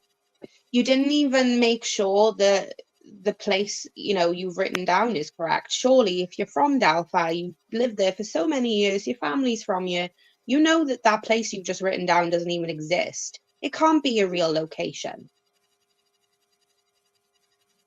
It's just you didn't follow up at all. You didn't follow up about the 3 girls. You didn't follow up about his IMED number. I can't remember what it's called. So Bree 92 says, I wonder if he was offered a polygraph. I bet you they did try to get him to do a polygraph. Yeah. I mean, I wouldn't be surprised. It's usually the first kind of thing they use, and it's not, admissible in court, but it's used as a way to make them so nervous. If they do get deception, maybe they can kind of crack them enough to make them say something. They can be very useful, even though, a lot of people don't agree with it. Yeah, I mean, who knows what, I mean, he could have been drinking or whatever, and he's just not paying attention to what the hell's going on. It's just, I don't know why the hell you would still do it after you see that many people. Yeah. Oh, and we didn't talk about as well, I think it was the defense that brought up that, they believe that there were 2 knives involved in this murder as well. Well, and we've said that as before too. So right, because we've heard we different knew when they descriptions of the investigated wounds. Ron Logan's house, right? Mm-hmm. It was given the impression that it was a what was the term they used? It was like a sharp what did they say? It wasn't Oh my God, I instrument. can't think of the term. Instrument, a sharp instrument. So that one knife is smooth. Yes. And the other knife. Yes. I don't want to the serrated. term I'm looking. Thank you. Serrated. That's it. Yeah. So later on, after we learned more about the wounds sustained to the girls, it was more described as a serrated blade, and then a box cutter was mentioned. So that is interesting, and yeah, right, makes sense. And remember, he said that he had a box knife, and he threw the box knife in the dumpster at CVS. In the 3-day pretrial hearing, law enforcement state that they do know that, as a fact. So that is interesting because they didn't find that box cutter, but they know for a fact that that was discarded. So again, that makes me wonder how they know that. It's just, more info. Can't wait to hear. Sorry, I'm catching up here. Sheriff's Department. And when I said I didn't do it, they immediately dropped it and said they knew it wasn't me. Wow. So I think that there's something there. They know something about interruption. I think the weapons are curious because, we'll know from the coroner. Is the weapon used on Abby the same weapon used on Libby? Yeah. So, but I think there can be a point, and this is where, I still think of the possibility of a plea deal.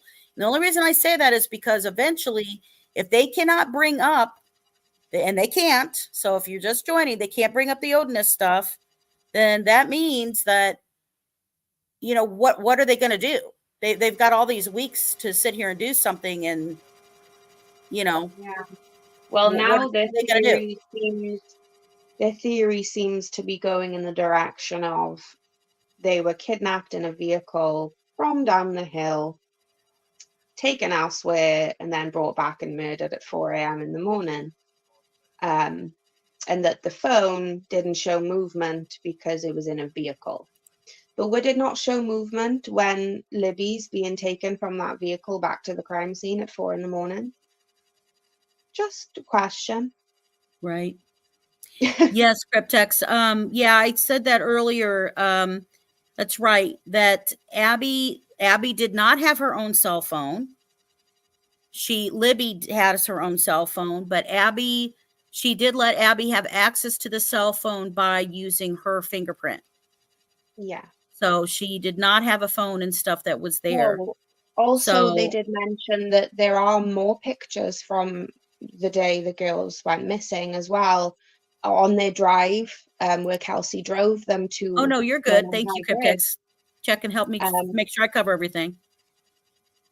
Yeah, when the girls were driving to the Mona High Bridge with Kelsey, you know, Libby did actually take some pictures then of herself and Abby in the vehicle, showing exactly what they were wearing as well at the time. And that's obviously an image that we've never seen, it's never been released. We've only known the pictures from when Libby took a picture of the bridge and then a picture of Abby was uploaded. They're the only ones we've seen, but again, we don't know. There could be so many more pictures that were taken prior to the bridge guy video. Well, and the other thing is the other thing that really looking for is what items were taken, because they did say that there was stuff missing of the girls, and we want to Yeah. verify. Right now, what to me and Paige is very glaring is, where are the sweatpants? Right. And I'm really interested because it seems to me that the defense, you know, kind of tried really hard to say that the jeans that Abby were wearing were Libby's jeans. But from everything that we've seen and know, even from as recent as this testimony that Becky Patty gave, she tells you all that Libby was wearing a tie-dye t-shirt and grey sweatpants. Right. So we've never heard where those sweatpants are. It doesn't mean that they don't have them because, you know, Nick McClelland does say both girls' clothes were thrown in the creek by Richard Allen. So we don't know. They could have been in that creek and we just haven't heard that. Right. But what if they're not? What if they are missing? Well, growing crazy says that if they examine that, perhaps the showing one or two perps based on the knives and the weapons, and that's true. Exactly. But again, I just want to say that that doesn't then disprove that Richard Allen was involved. I mean, all the prosecution really have to do is just prove that he's bridge guy, right?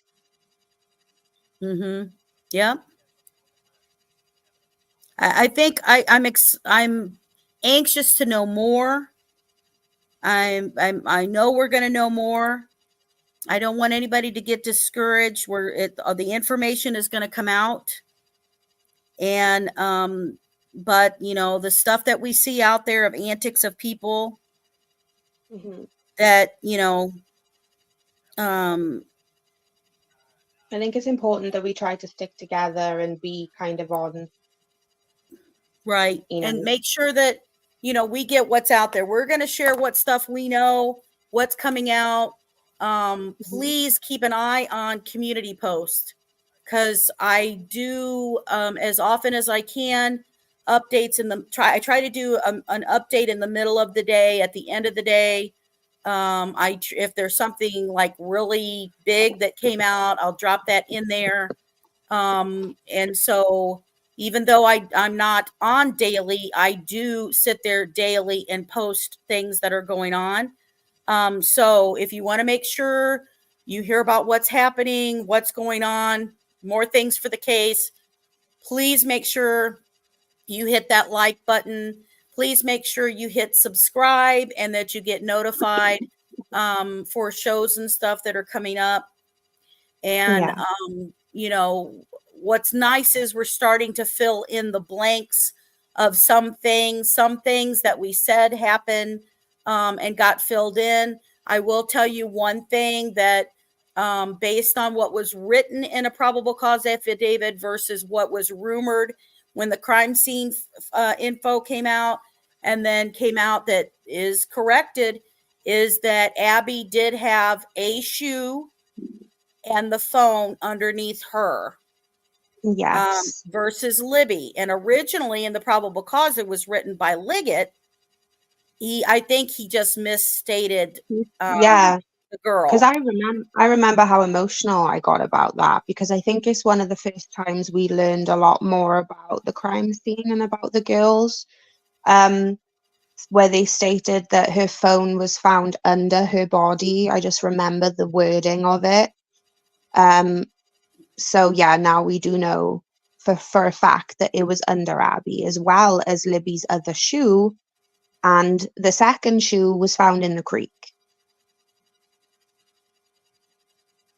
Yeah. Yes, I do. And Nameless Wonder, I do too. I think that, and you guys know, I believe that there's a second person there. I think there is a second person who could have been there. I think there's a lot What's pointing towards bad is that. that, you know, how do they say that? How do they reveal How do that? they? Right. Yeah.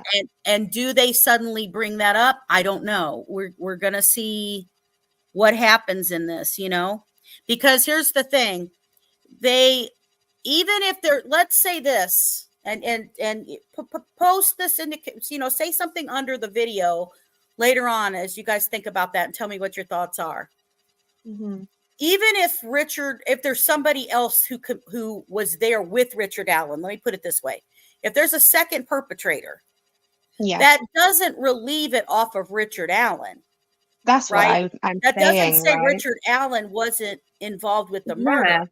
All they're trying to exactly. prove, and there is one of two things. There are 4 charges, 2 for each girl. One Mm-hmm. is straight out murder, and I've Mm-hmm. covered this before, and I've gone through what Indiana law is. So And it the means second like is killing with felony murder. intention. Right. And the felony murder means he did some type of felony and the girls Yeah. ended up passing away from it. So And like that a means violent I was crime took kidnapping the place. girls.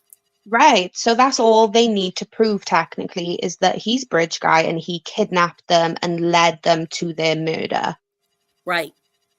And that That's doesn't take all. away that they have Who's Your Harvest Store video. Now I'm just repeating this because I'm saying this with you guys. I'm discussing this all with you. Because trust me, if they have something that shows that it wasn't Richard Allen, I'd be like, wow, holy crap, I didn't know that or whatever. So I'm not saying I'm not open to that. But here's the thing. They've got the video of the car. They got him arriving.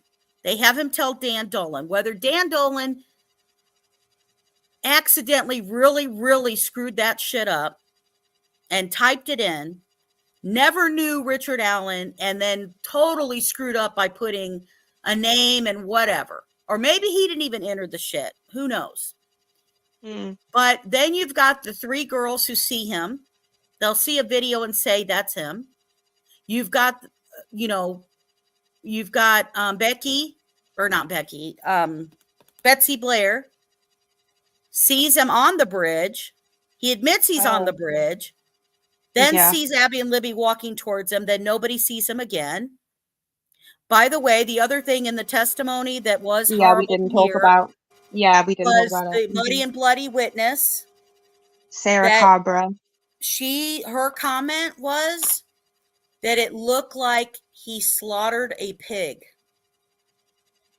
Yeah. And I heard that and was like, oh my God. Mm-hmm. Right? It was like, oh my God. So yeah. And then you've got, you know, where's his alibi? If he wasn't there, where's his alibi?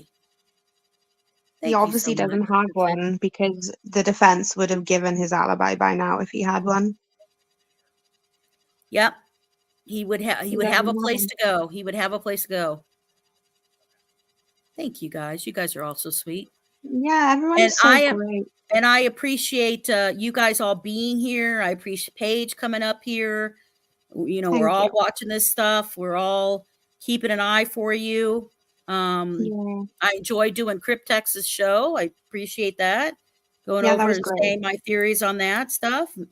Very open to that. If you haven't. Mm-hmm. I think that here's the thing. I think Keegan Klein should be called, but he can't be called because of they're still sticking on the Odinist. I think if they went to them and said, he said him and his dad were there, we think he's responsible, let him testify for that. Hell no. I think she'd have to let him. That's a testimony saying 2 other people were completely there. So, I do want to remind everybody, you know, not a monetized channel. I get the thrills out of you clicking the like button, out of you sitting here and subscribing to me and sharing information and stuff with other people about not only the Delphi case, but other cases.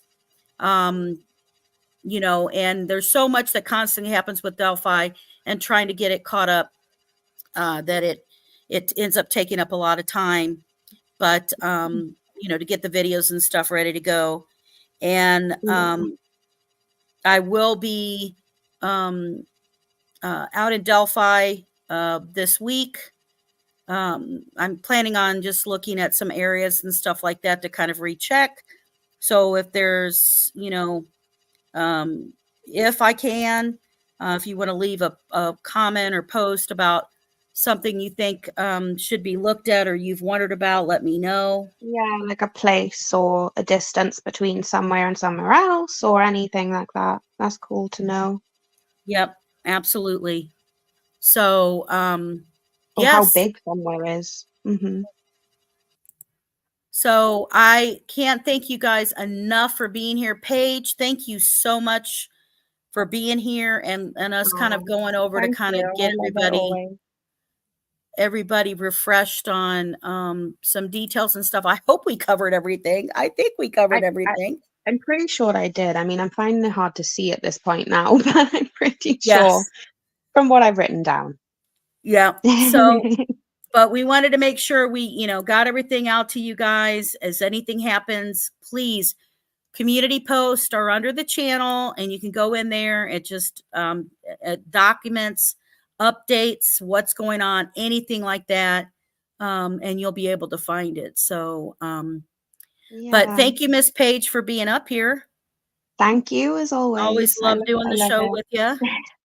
Thank And you. she's 5 hours ahead, so she's ready to go to bed, I'm sure now. But yeah, it's midnight. Yep. All right, Miss Paige, night, thank you so much. Bye, Bye. Paige. Again, thank you guys. I appreciate all of you. God bless the family of everything they're going through, and all of them, you know, let them be able to be in there in the courthouse, seeing what's going on, knowing what's happening, them and their extended family. That's the priority. This case priority is justice for Abby and Libby.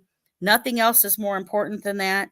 We need to have the murderer of Abby and Libby in jail, convicted, and anybody at all that played any part whatsoever needs to be in jail as well. And we need to make sure that that happens. And I appreciate you all being a part of it and finding out what's going on with them. And I'm sure their family does as well. So thank you guys so much. And thank you for making sure that justice is served daily. Have a good one, everybody. Good night.